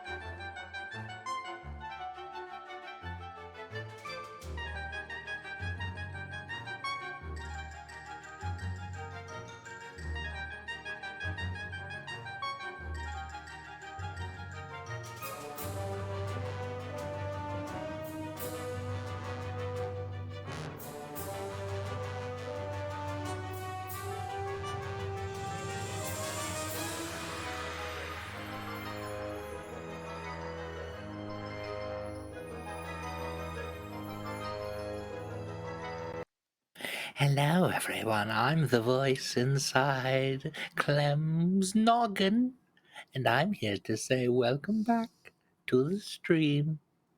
Oh, yes. It was lovely right before we managed all of our fluids. Hikari almost died. That was scary. Ooh. And also, there was a bunch of planning going on. It was lovely. So, what would you like to do now? This has I'd gotta like- break some like Twitch code of conduct or something. I also really want, just Killing like when Hikari sings, canonically it's in-game, I now want the recaps to canonically happen in Clem's head. But just like the mid-session ones. Fair. She's just like, why are you telling me this? Who are you talking just to? keeping it straight for myself. So yeah, so you made a bunch of plans. We haven't heard back from Absalon yet. Hopefully you were able to get that message to him in time. And what else would you all like to do?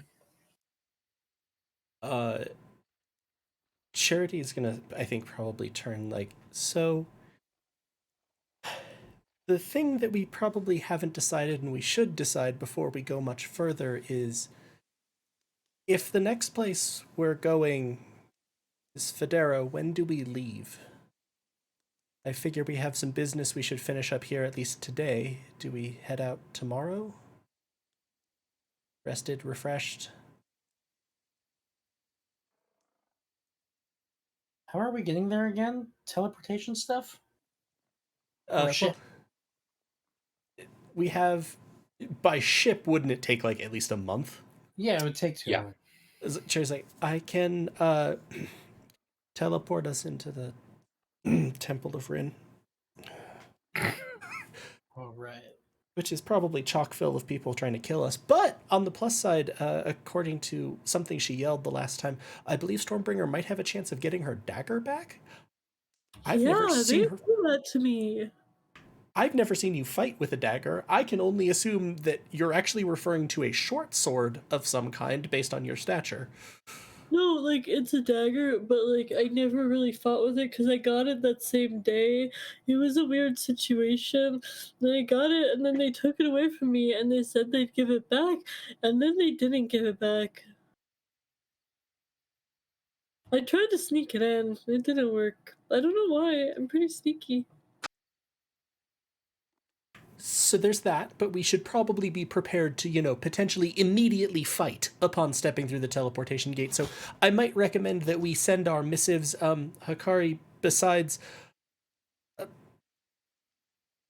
sex ending, the hamster lad, we're also going to possibly, if you'd be willing, need to send a few other messages to some people, the goat, etc. Trying to get them to gather here. Those need to be sexy as well. No. Can you not hear me? Yeah. Okay, can everyone hear me? Yes.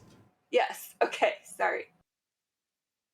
And on the, do those need to be sexy as well? No, probably. You'll know everyone that you're sending it to, and I'll leave it up to you to decide, as long as the main content of get to Clifmil is there, then your choice. Sweet.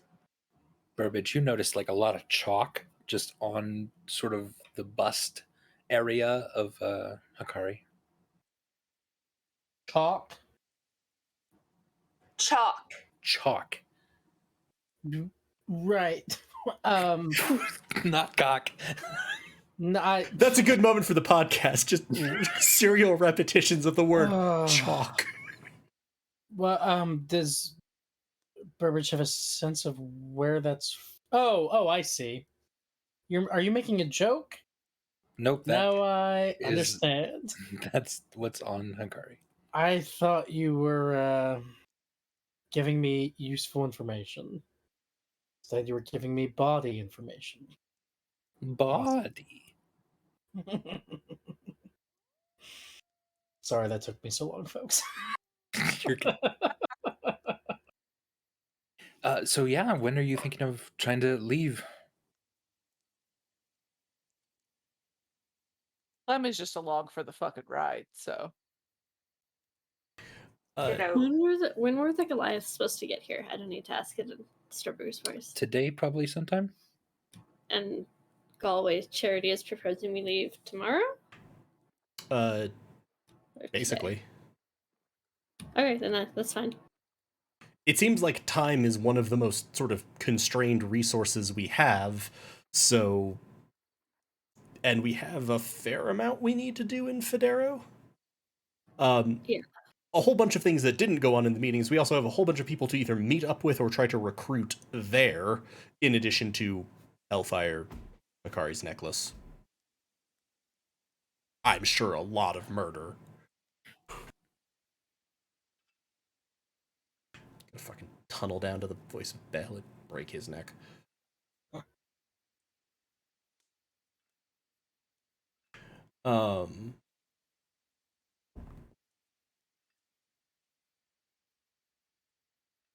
So, given that it will probably be, recommendable for us to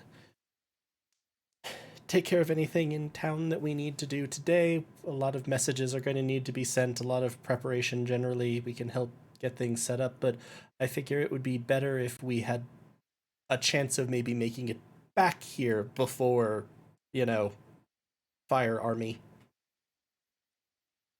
So we're going somewhere and then coming back? Yep.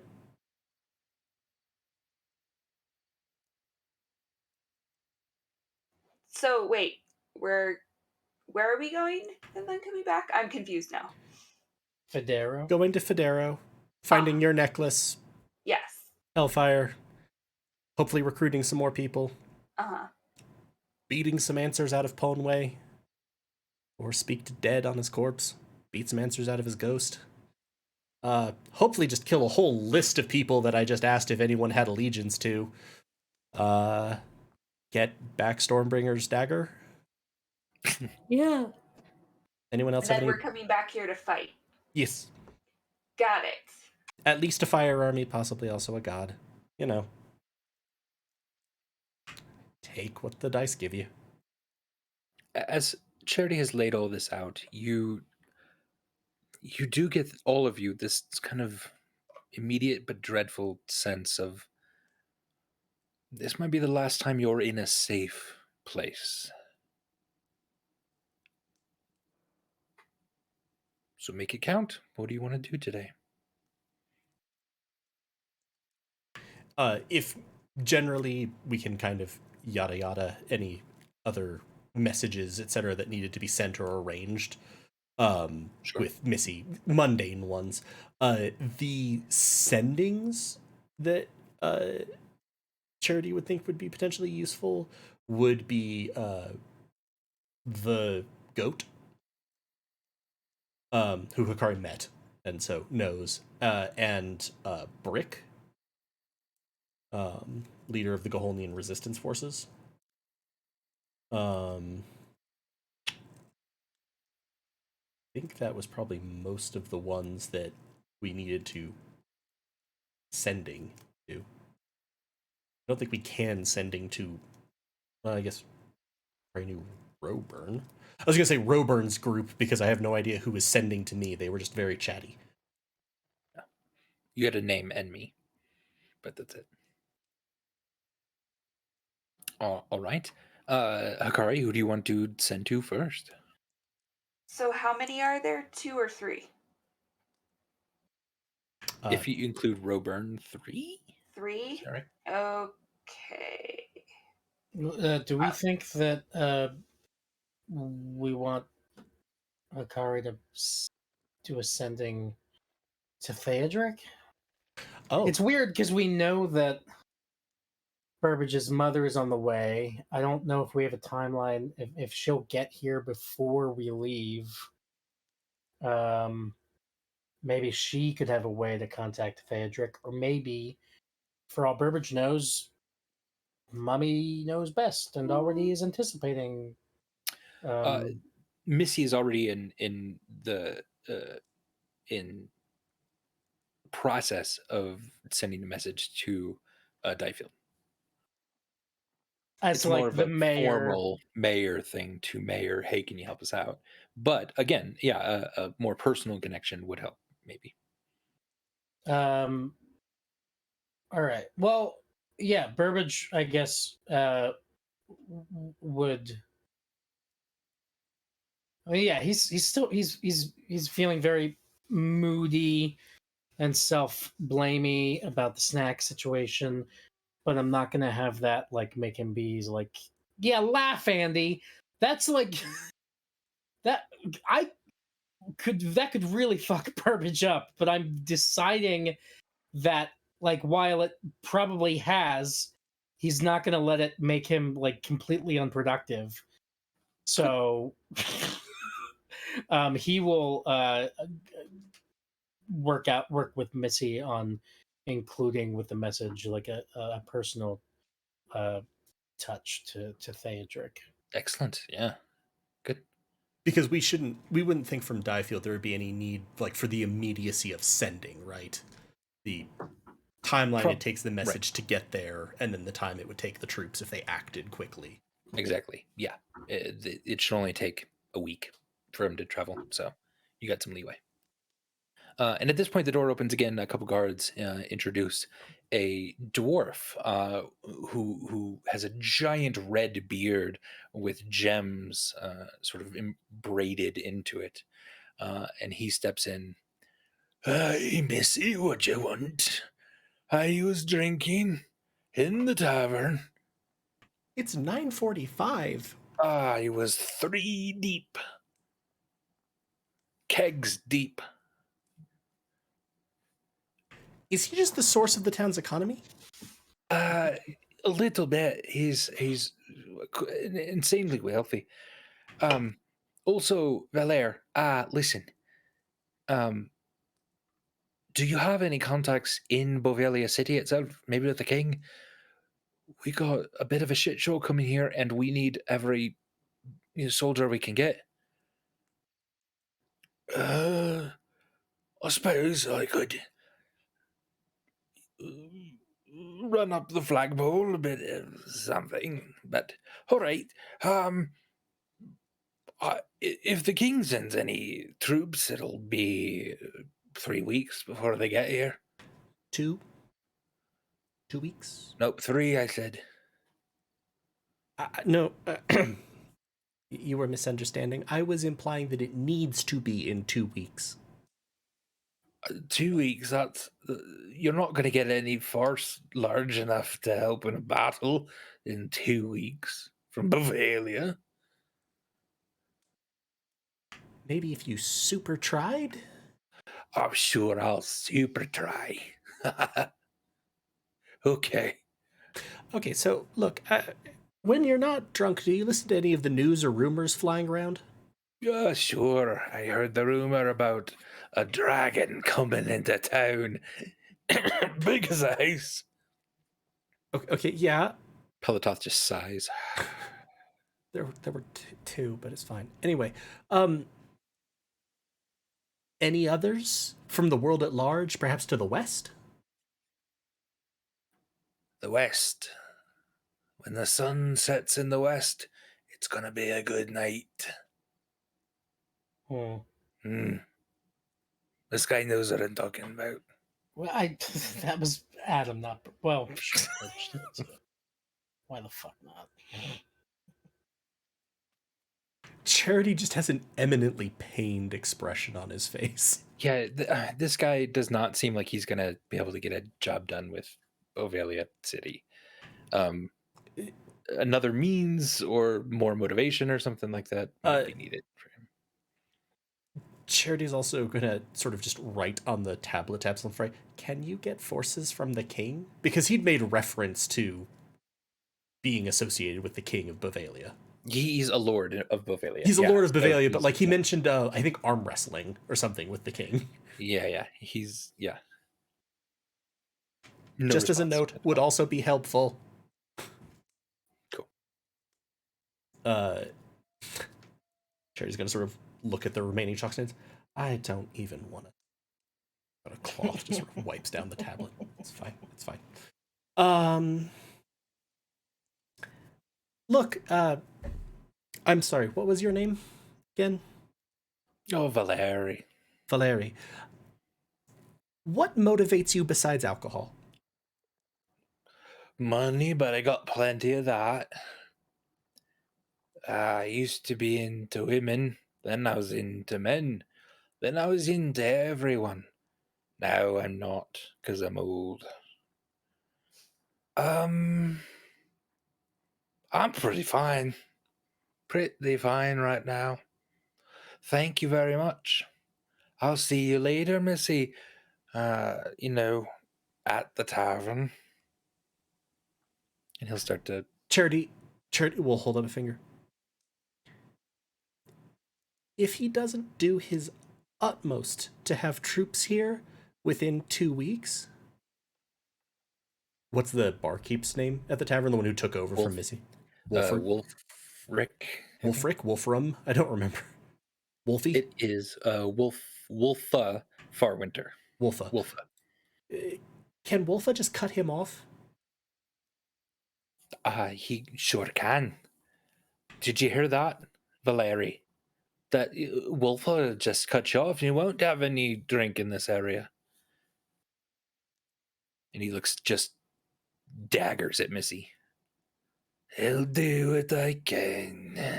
Also, is there any particular alcohol that you enjoy from Federo? I can grab something for you. Federo has a beautiful whiskey. I've heard there's a druidic whiskey that's there. God. Oh, if I could get my lips around that druidic whiskey, you know what I'm saying. Okay, so do everything you can, and I will absolutely try to bring you some of that. He'll go to shake your hand. Is that the deal? Charity will extend his hand. All right. Okay. Okay. I'll be back. And he's gone. Charity's gonna look up. Burbage, is it weird that I feel more ethically ambiguous about promising that man more alcohol than I did about threatening friendly with death? Yeah, maybe. These are strange times. In his defense, druidic whiskey is quite good. If I had any left, I'd give him some myself. Best to hold the motivation where it is, I think. And Hikari, do you send messages to your 3 people there? Yes, are you going to make me count out all 3 of them? No, you're and fine. what they say? Okay, can we go over again, though, who sending to? So really quick? The goat, goat druid, who doesn't answer you, you just kind of get a back in your head. That's an answer. Totally. You also it was the goat, yeah, Brick, and Rober. Brick. Okay. Right. And with Brick, you get there's a lot we need to do here. I'm so sorry about your troubles, but this place is ripe for revolution. We almost have control of the city. I will respectfully have to pass. So that actually one sounds like a no so far. And then as you contact Roburn, oh God, Hikari, thank you for contacting us. I'm happy that you're out of wherever you were. Enmi can also contact you. She's here in Federo with us. You'll find us. You'll find us every day at 10 o'clock at Missy's. Not Missy, Miss D's. I was like, wait, what? Yeah. Moxie's. That's the name. Hikari, tell her I say hi. Tell her I say hi, and I'm excited to see her soon. Tell Roburn that? Cast another 4th level spell. You're I'll gonna cast include it another- as PS SB says hi. We'll say that was part of the first message. I was Yeah. gonna say we knew Yeah, who we yeah, were sending yeah, stuff yeah. to. One other thing that, because Charity knows roughly how like the house worked, and it's not fully under their control. The other thing, the other writer he would have put in on that message would have been, if you're with the grung again, more poison would be great. Yeah. Fair. And yeah, that was those 3 then. I think we're sort of free to then break to take care of other things. Great. I would like to utilize this time to Yes. do some artificer infusions. Excellent. What are you infusing? So since I leveled up so quickly, I'm suddenly like, oh shit, I could do so much. And I can infuse more than one thing after a long rest too. I double checked. So I'd like to infuse. I'm gonna take away the infusion on something that I have that I've literally had since the beginning and never used, which is my Okay. enhanced quarterstaff. Ooh. Was like I should have it as a backup just in case, and literally never hit somebody with a quarterstaff ever. And so I'm gonna get rid of that, and I would like to work on infusing the belt of hill giant strength Okay. and ring of protection. So it I love basically it. says I can touch an item and infuse it with that. Like it's not a process. So if I just can get like a mundane belt and a mundane ring. Easily done in the town. Yeah. Yeah. Copper. That's all it would take. Okay. Good. So yeah, you're working on that. Yeah, so I'd like to do those, and I think that it's literally just touch and magically infuse. You see Randolph next to you with a cupcake. You have no idea where he got it. And he's just sort of holding it lightly. Did I see squeezing. cupcakes on the snack table at the meeting or no? No. Okay. I just want to make sure they weren't going to be mushroom cupcakes. Sure. Yeah, he's just squeezing it. Randolph, I don't know if you can eat. I don't think you have a digestive system. Shouldn't I you mean- know? Wouldn't you have had Well- to have installed it? But he could have a magical digestive system. And he smashes Randolph, it slowly into the side of his face. now you're going to have to bathe. Do you want to bathe, Randolph? Don't touch me. I won't. You gotta touch yourself.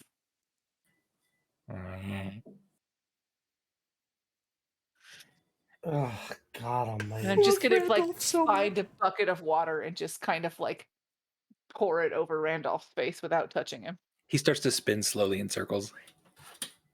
Oh, my Lord. Good boy, Randolph. You're a good boy.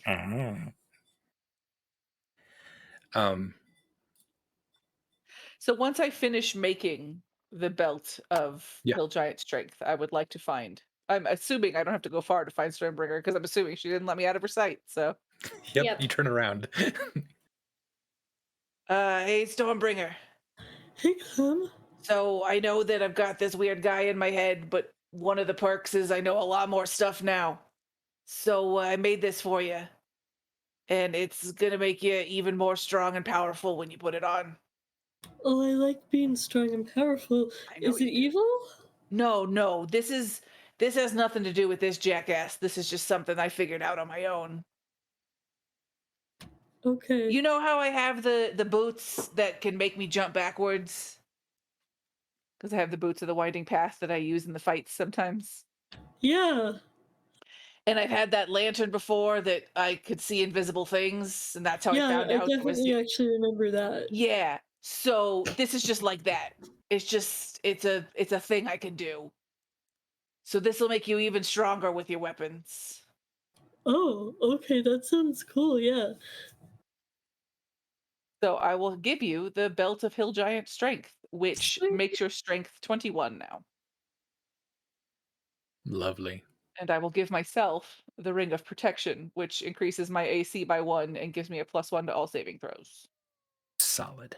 I also think, sorry, that just as the final thing, I will take the feat of tough, Okay. which increases my hit point maximum by twice my level and then +2 at each level. Mhm. I am just very nervous about Clem being very fragile Hmm. for this final fight. And so, no other feats really worked for like magic-y stuff. And this is better than increasing constitution because Yeah, go I Clem will is get, tough. Yeah, this makes sense. yeah, so I will get 26 hit points now added to my maximum and then Solid. +2 every time. So now I'm at 156. All right. I am determined. Everybody's so much stronger than me and tougher. And I'm like, I'm going to make it really hard for me to die, I swear. Your hit points are 156. Yes. Yeah, that's like 50 more than me. Yeah. Yeah, Pretty- Clem Yeah. is Pretty close here. Yeah. felt very weak compared to everybody else in terms of like how, so it's just for the fight is trying to kind of make it so I love it. My she's strength less so. my strength is not how much damage I absorb, it's how much I make go away and how much I put out. While we've split up to do things, right? Mhm. I would just like to go get some healing potions, stuff like that, or anything to like.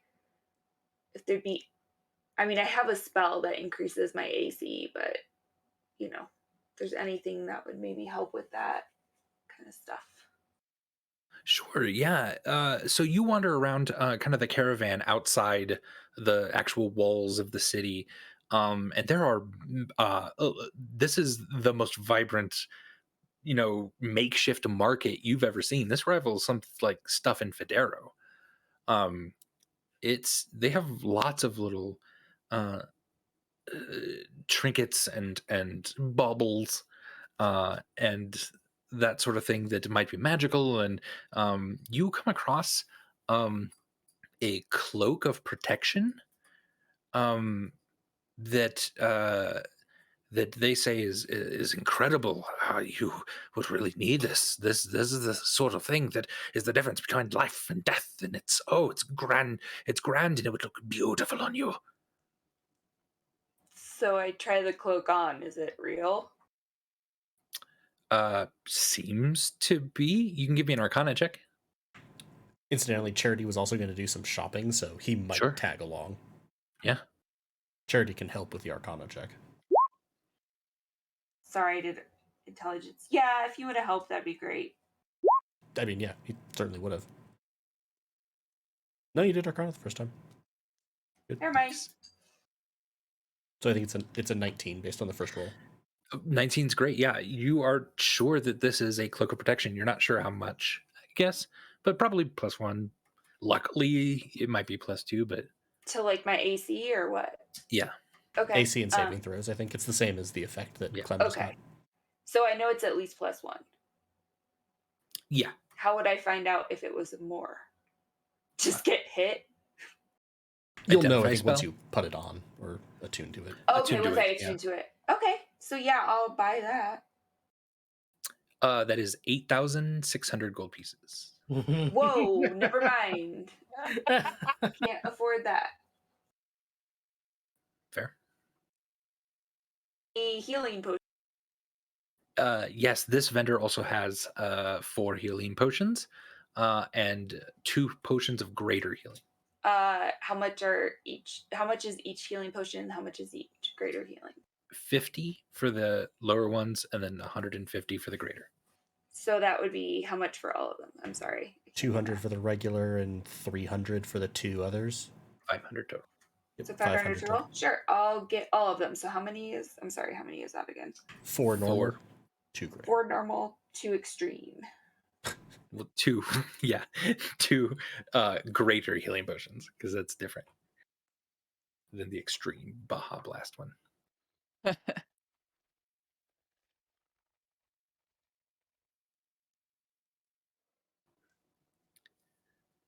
And Charity, yeah, did you sort of want to look around? Yeah. There was a guard that said there was a ring of spell storing somewhere in the caravan, but he wasn't able to actually find the vendor that had it. Okay.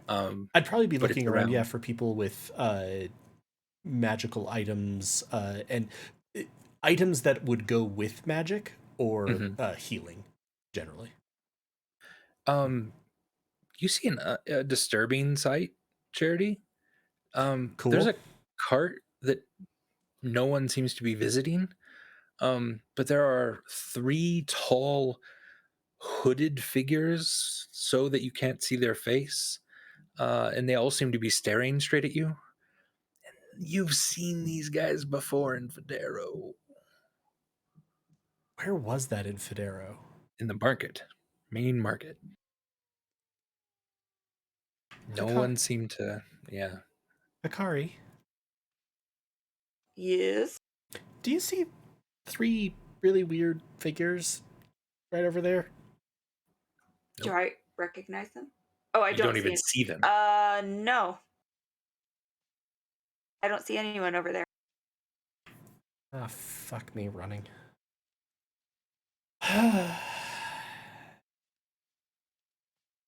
That all? Just I don't know. Keep your eye on me for a second.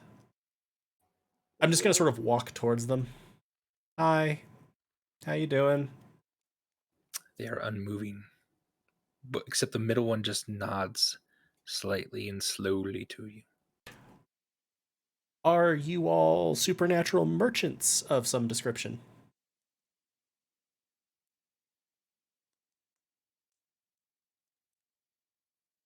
I can't hear you. They push a rather large display box toward you and open up the front so that you see. And there are probably 7 or 8 rings in this. You sell rings. They push it slightly more toward you.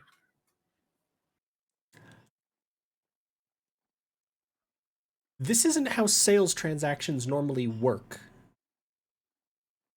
I don't know if anyone's ever given you that feedback, if you solicit customer reviews. One just kind of leans in, towering over you just slightly. You still can't see what's under the hood. It's just dark and black in there. Hi. I know that I don't have a lot to go on, but I kind of want to check, do I think these figures are malicious to me? Give me an insight roll with disadvantage. Yeah, like, I've come across lots of weird. Yeah. So I feel like I wouldn't necessarily be massively put off by the weird, but I'm like, are you all trying to kill me? Yeah.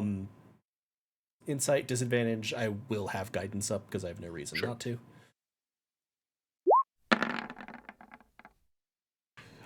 It rolled from a 19 to a fumble.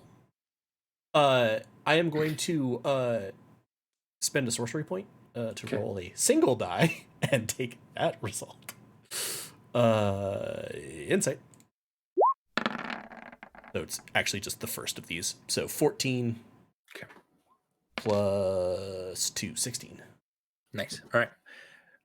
You get the sense this is weird, and it certainly is intimidating, but it doesn't feel malicious to you. Because in the past, I'm the only one who could see them, right? Yeah. Like, no one else with us in Federa, because I think I was with Vimeris, and he couldn't see them. Right.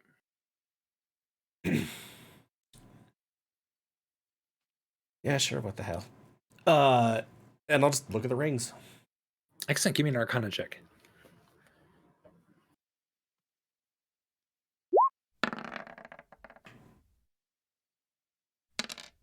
$22. 22. Cool. With a 22, you find a ring of the ram,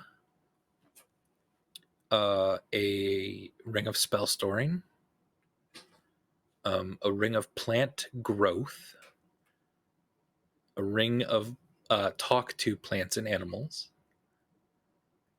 and a ring of sunlight. And there's 3 more that you don't know what they are. And I assume by knowing these, I know what they do, so I can look Generally, at them. Yeah. Since I don't know them off the top of my head, but Right. so plant growth, talk to plants, ring of the ram, which Spell storing, and sunlight. spell storing and sunlight. And so looking at that, I would assume, like, I'm looking at the actual description. I'm fine with Charity not knowing all of that, but like, it's a thing that can attack. Mm-hmm. Gonna point at the spell storing. I say with great hesitancy, how much? The one on the right just extends his hand out to you.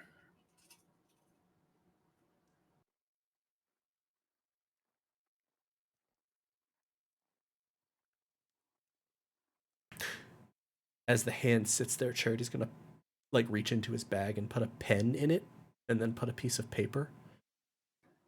How much? It tips it off and That's a good pen.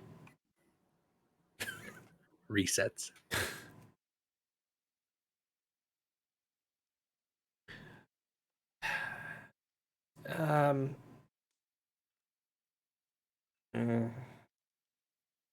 Okay. So, incidentally, can Hikari still see me? Yes, Hikari sees you. Yeah, I'm just like interacting with the air. it's weird, Hikari. Your position. It looks like Charity's. Like it's kind of weird because in your mind you kind of look over and it looks like he's buying cupcakes. And then you sort of blink and turn away a second, and now he's like at a shield vendor. He's at a what? Shield vendor. And he's it's weird because he doesn't seem to be moving much, but your brain doesn't want to find meaning in that. You're just very quickly glancing over to see where he is, and then you don't care almost about what he's doing. It's weird.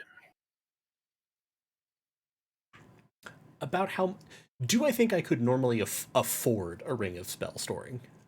I mean, yeah, they could be kind of expensive, but theoretically, yeah. Charity will sort of like look at them.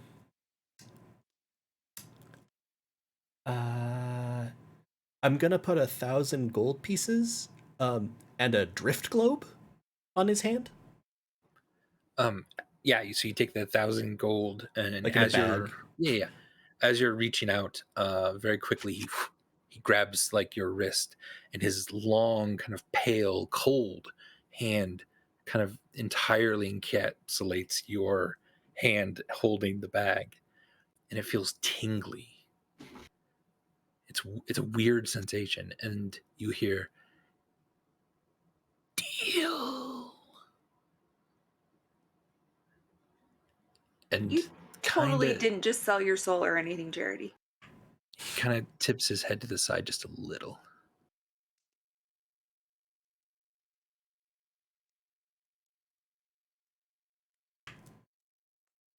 I generally don't engage in deals that I don't understand the exchange of. He lets go of your hand and starts to slowly shut the case. Pulls it back very slowly away from you.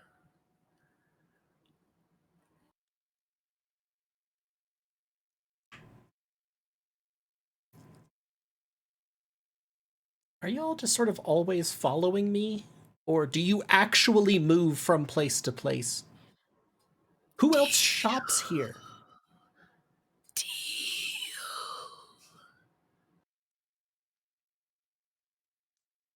Do you have like business bureau reviews? Yelp. He didn't say that now. Deal. What is the deal? It's not a deal if one party doesn't know. Extends his hand to you.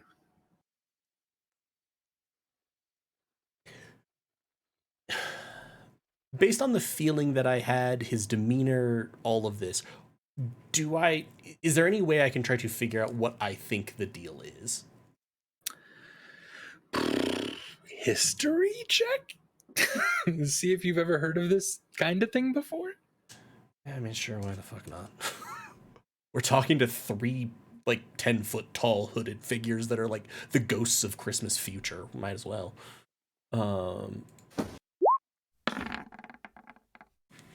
21 and 24. You've never really heard of something like this. People making deals with entities for power.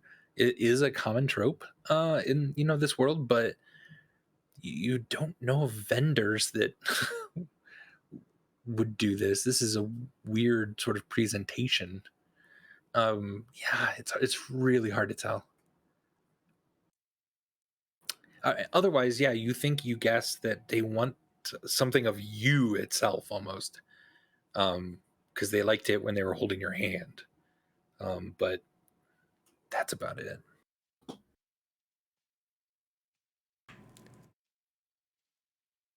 If I need like a few hours to think about this, are you going to be here, or are you going to like reapparate in the town square, or what?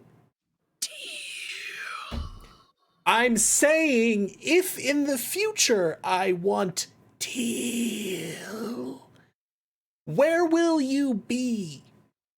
You remember last time you met them, when you showed a little bit of disinterest and kind of walked away, you could then no longer see them. And you never saw them again in Videro at that point. This is not an efficient franchise model. Hey, yo, yeah, you know what? As an ex-warlock, I'ma just say no to the deal that I don't understand. You hear all three of them start to... I'm sorry, maybe if you had a terms and conditions sheet.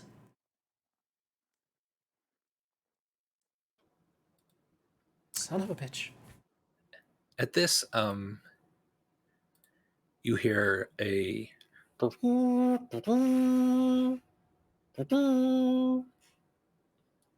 bit of thunder starts to kind of roll in the distance. It just draws your attention away for a second. And as you come back, they're gone entirely.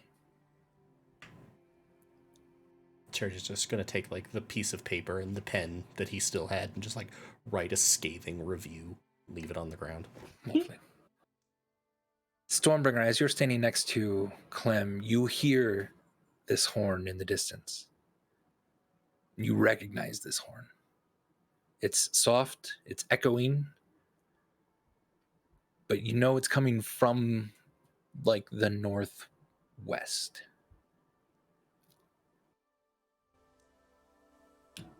Clem, I think exciting. I think the Goliaths are here. But I'm just gonna pick you up, okay? Because I wanted to do some shopping. You can shop later. I don't know that I can. Start heading north. Yeah, I'm gonna boots of the winding path out of Stormbringer's arms. That's fine. And be standing back where we started. Fair. Clem, I just want to go shopping. You're welcome to join if you'd like. I really promise I'm not gonna do anything fucky.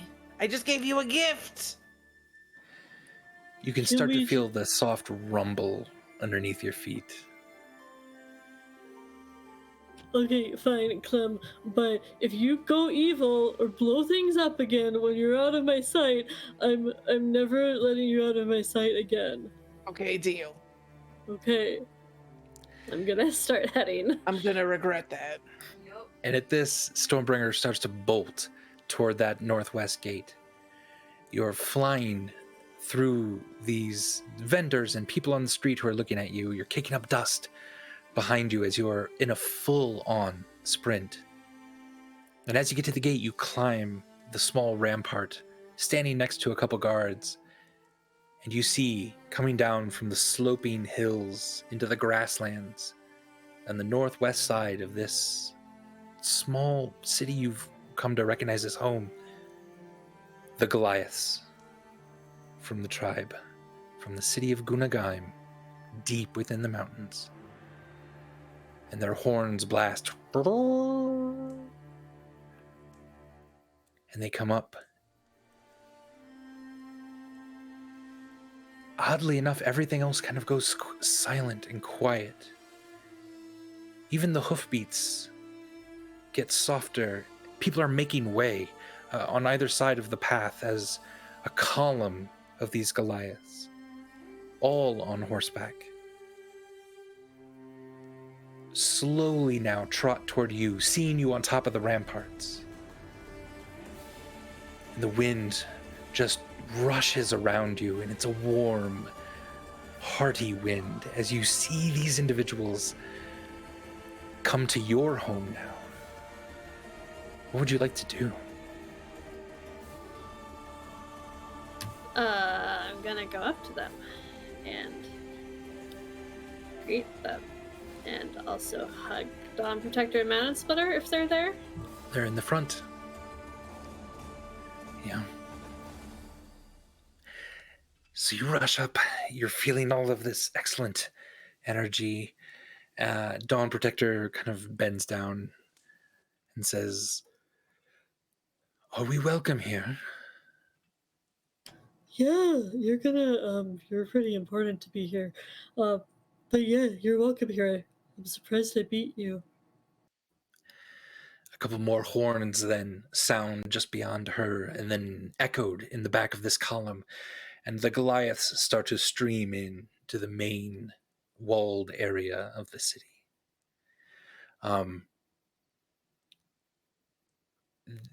All of them are following you, it seems, and you could lead them then anywhere in the city that you'd like. Is there somewhere I should take them?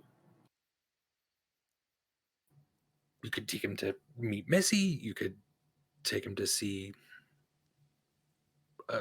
some places to stay. You could give him a tour. I don't know, whatever you'd like.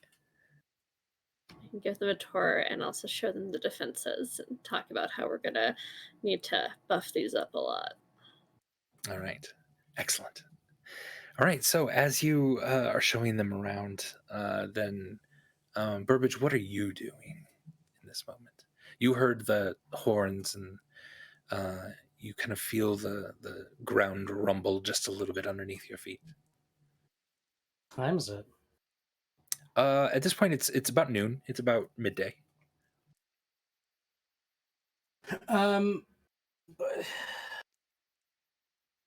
Point of order. Do we still have a stranger's coin? Yes, It's in the party inventory. I think Charity holds onto it. Yeah. Yeah. Um.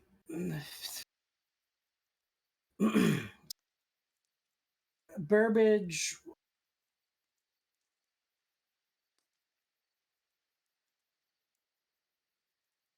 I'm envisioning like another like like another kind of montage type thing that like parallels the morning montage, but a bit different. This is a morning montage, but like MOURN. Okay, yeah. No, so like definitely like there's the first part of this is like him just staring down at the like waste bin or wherever all the snacks ended up. Mm-hmm. Like he's just staring down at that, and then it cuts to him in a wherever, like a weapon store or magical item store or whatever, where he might be. He's interested in getting some more like magical bolts, if possible, in Clifmil. Okay.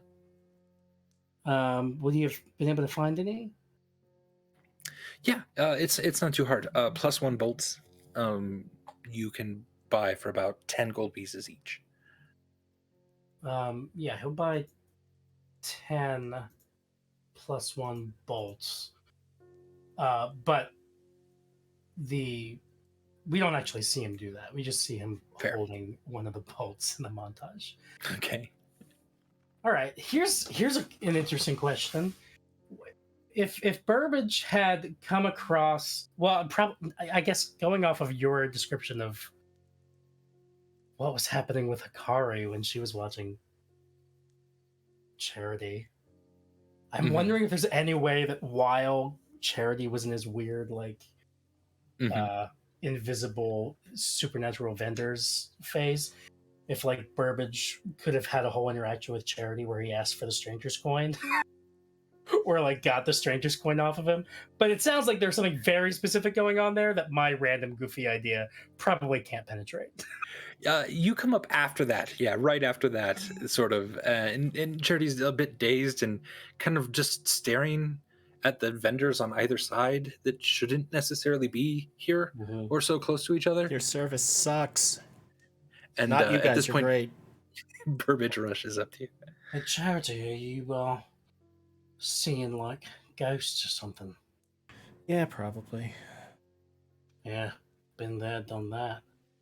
Hey, thinking about allies and things, and thinking about our interaction with that weird fairy creature the other night.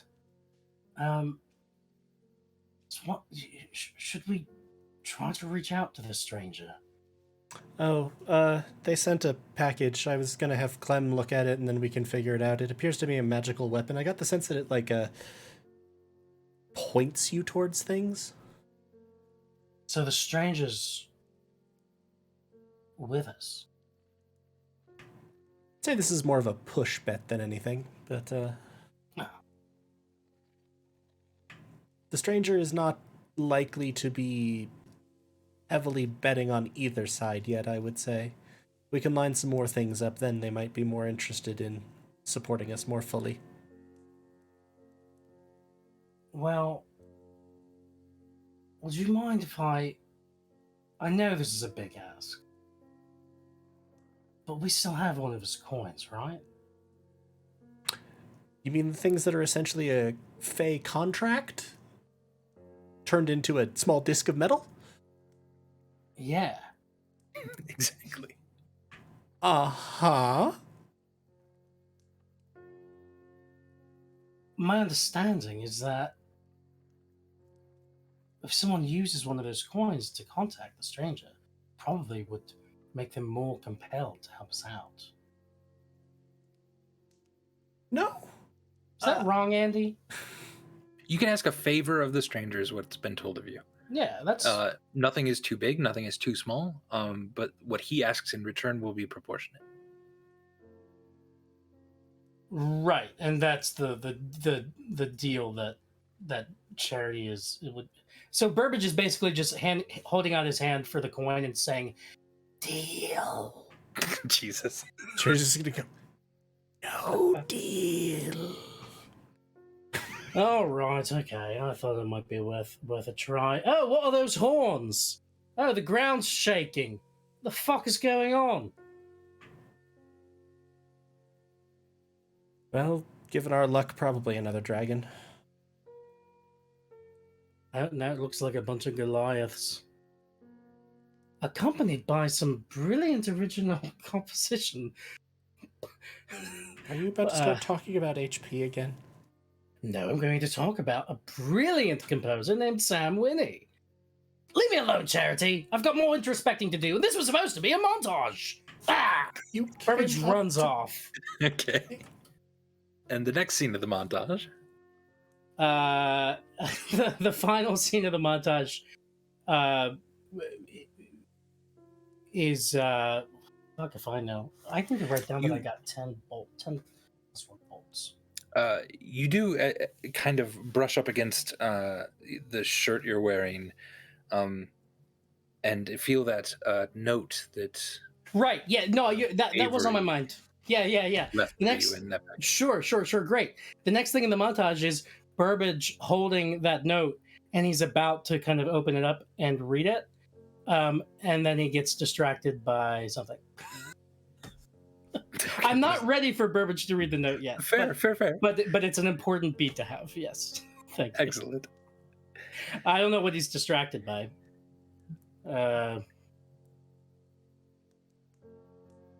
Maybe like a sexy Goliath. There is several sexy Goliaths as they trot toward town, and one of them gives you a wink. And not so long after that, you hear, Oh, Burbage, was it? Do you remember me, Sir Benaventura? But what? Bob Libertunia? No, Is that you? no, Sir Benaventura. Oh, I'm sorry. I thought you were someone else. All right. Well, good to I'm meet so you, happy. sir. I'm so happy to have I'm found sorry. a member of the family. We're having a conversation. Who are you? Sir Benaventura. I You don't. remember? I betrayed all of you. What's your You name? nearly got several of you killed. Yeah, that's happened to us so much. Could you? Oh. What's your name? I helped save the Goliaths. Right. The giants were attacking. Yeah. What's your? Is none of this ringing a bell? What's You your? snuck into my bag? Just remind me your name again. Sir Benaventura. That doesn't sound right. I must insist that you must be a complete stranger to me, citing completely random things that just sound vaguely familiar to things that have happened to us. So, once again, sir, what is your name? Some people call me Sorry, what was that?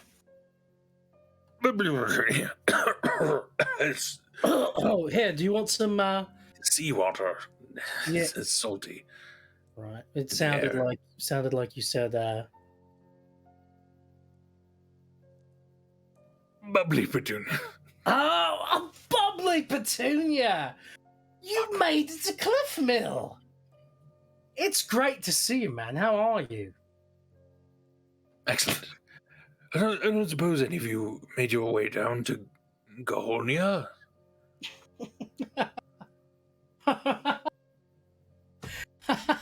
Well, yeah, we spent some time in Gahonia. Did you make it to Vagelter?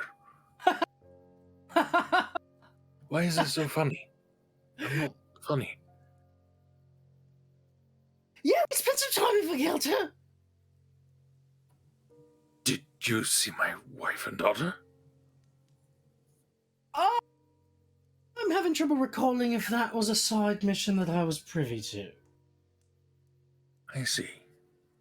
Well, no, really. What should I have been? Oh, You don't- You weren't with us when we discovered all that stuff. You were imprisoned. That's thought. Oh, but there might have been a time I think it was prior back to you guys in leaving. Gunagheim. Yeah. But you weren't there when we discovered information about it, right? Yeah, give me a description of your wife again. Beautiful. Dark brown hair, the eyes that could light up a sky. Our youngest, Lily, she's wonderful. Black hair, fierce attitude. You picked her up at the age of 2, and she would headbutt you. It was lovely. But her eyes couldn't light up a sky. I mean, I can only do so much poetry. Did either of these descriptions ring a bell to Burbage based on You- his time in Vagelter? No. Neither of these sound familiar. Look, Bubbly Petunia, I'm sorry. Neither of those descriptions ring a bell. My time in Vagelter was not pleasant. I left them a scathing Yelp review before I left. Worst carceral experience ever. They really laid it on thick. It's a lot of mustard on that. Unnecessary. You know? Okay. I should talk to Stormbringer now. Yeah, Charity probably. Or Akari. Yes, okay. So, You talk to someone else. Again, this was supposed to be a montage. sorry to interrupt your montage, but please continue. All right. And he fast forwards. It's the end of the night. Whatever else happens happens. But at the end of the night, Burbage is standing. In what direction? Where would people come from? Dive Field. Would they be coming by water? You think? Does Burbage think? Either, yeah, it's a little quicker by water, but because it's been 2 weeks since your mother suggested, or you heard that your mother suggested she might come, she's probably coming Coming by land. Land, yeah. So you look toward the east, then road. Yeah, looking east, and he'll just say, and he's holding the dragon pin now, that Theodric gave him, and he just says, "I didn't have a shadow last night. I think my shadow has been getting away from me. I don't know what that means, but I don't know. Maybe it's off visiting you. And good for it if it is. I don't feel complete where I am. And I don't feel as useful as I could be. But maybe my shadow will be alright. Do I have a shadow now? You look around, and yes, the torchlight dances a little bit on the ground behind you in the shadow form. Oh, no. It's stuck here with me. Whoops. And now we can rewind to whatever happened during the day that was important. I really want, like, next time as we play, like, the rest of this day for Andy to just have you have, like, the best fucking afternoon ever. just so that you have to go through gymnastics to get back to this, like, extreme pathos at the end. I like that. I could do those gymnastics. You win a drawing in the market immediately after your montage. That's great. It is not long before Stormbringer and several of the Goliaths, a couple of the Elders, and Dawn Protector and Mountain Splitter, are sort of in the tavern. Not all of them are drinking, but a lot of them are dancing, and they're sort of whooping and hollering, slapping the floor every once in a while as they bend down, and a few get on some tables and get a little rowdy. And it just feels good, Stormbringer. You feel connected again. As if all of that in Gunagaim, that whole cloud that was hanging above protecting everyone, was just a cloud over your past, and now it's sunny again. And it's lovely.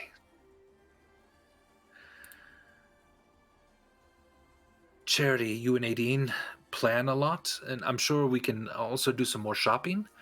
Clem, you're going to do some more shopping as well, and Hikari and Charity, you get back a message on the slate. It is from Absalon Frey. It says, "Hey, gorgeous. We made it. Thanks to you, we only lost 3. Sounds like you're in need. On my way." Woohoo! Just gonna assume that was for you. You never know. And as the day ticks on, and as you're getting all of your supplies, and you're getting all of your, just essentially getting your mind right for what's about to come,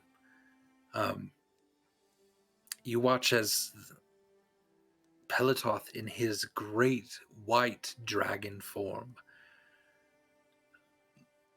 starts to flap his wings just outside of town, take off into the air, soar entirely around the town itself as people are now cheering for this ancient white dragon. And he soars off to the south. And ladies and gentlemen, I think that's where we're going to end tonight. So thank you very much. And I want to point out the song that's playing right now is again by Sam Winnie. It is a song called Vithi. It is Stormbringer's song, and it's beautiful and gorgeous. If you're in our Discord, we'll go ahead and kind of release it probably. I guess I don't know. I should check with Sam. Sam, if you feel comfortable releasing it in the Discord, 100%, you're more than welcome to do that. Just so that everyone can hear it. It's fantastic. And yeah, anyway, thank you all for playing. Thank you so much. Actually, a lot got done today. And we're going to pick up here on Monday. That's coming up real quick. That's on our schedule. So we're gonna go ahead and play again Monday because we're trying to do a couple speedier sessions so that we can maybe get to an interesting stopping point before our hiatus for the summer, which is going to be really fun. And we should be back in July, August, somewhere in that area after all of that. But hey, come back here Monday for a little bit more of the family. Also, theoretically, tomorrow. And tomorrow will be a simple job. Yes. Currently, we're still hashing out the very last throes of scheduling. Excellent. Also, before we leave, I just want to note that I've just discovered a foolproof way to ensure that your character does not die. Just build in a montage that flashes forward to the end of the day. Like, I will honor it. Damn it. Right? Actually, I just realized, Andy, you can totally give Burbage an amazing afternoon because I have the thing to, swing that right back around. I still have 3 people in an interdimensional pocket that I need to let go, one of whom knows Burbage's father. So that's... And, well, you also have a wand of tears. You could also just force him to cry. Oh, Clem has it. Oh, God. I was going to say, I don't think Charity does. Yeah, no, Clem has it. Right. I love it. All right. Thank you all so much. That was great. Hey, everyone. Thanks for watching. We love you. We'll see you later. Bye. Bye. Good night. The lonely she walks down beside the green river. My lady she was, and I bend my knee. One divine, my seraph, my heart to deliver. She gives me a small flower that I call Doom Lily. I love so completely, so true and so sweetly. But know that our story is so short it must be. Every time that you show me that blue and white flower, remember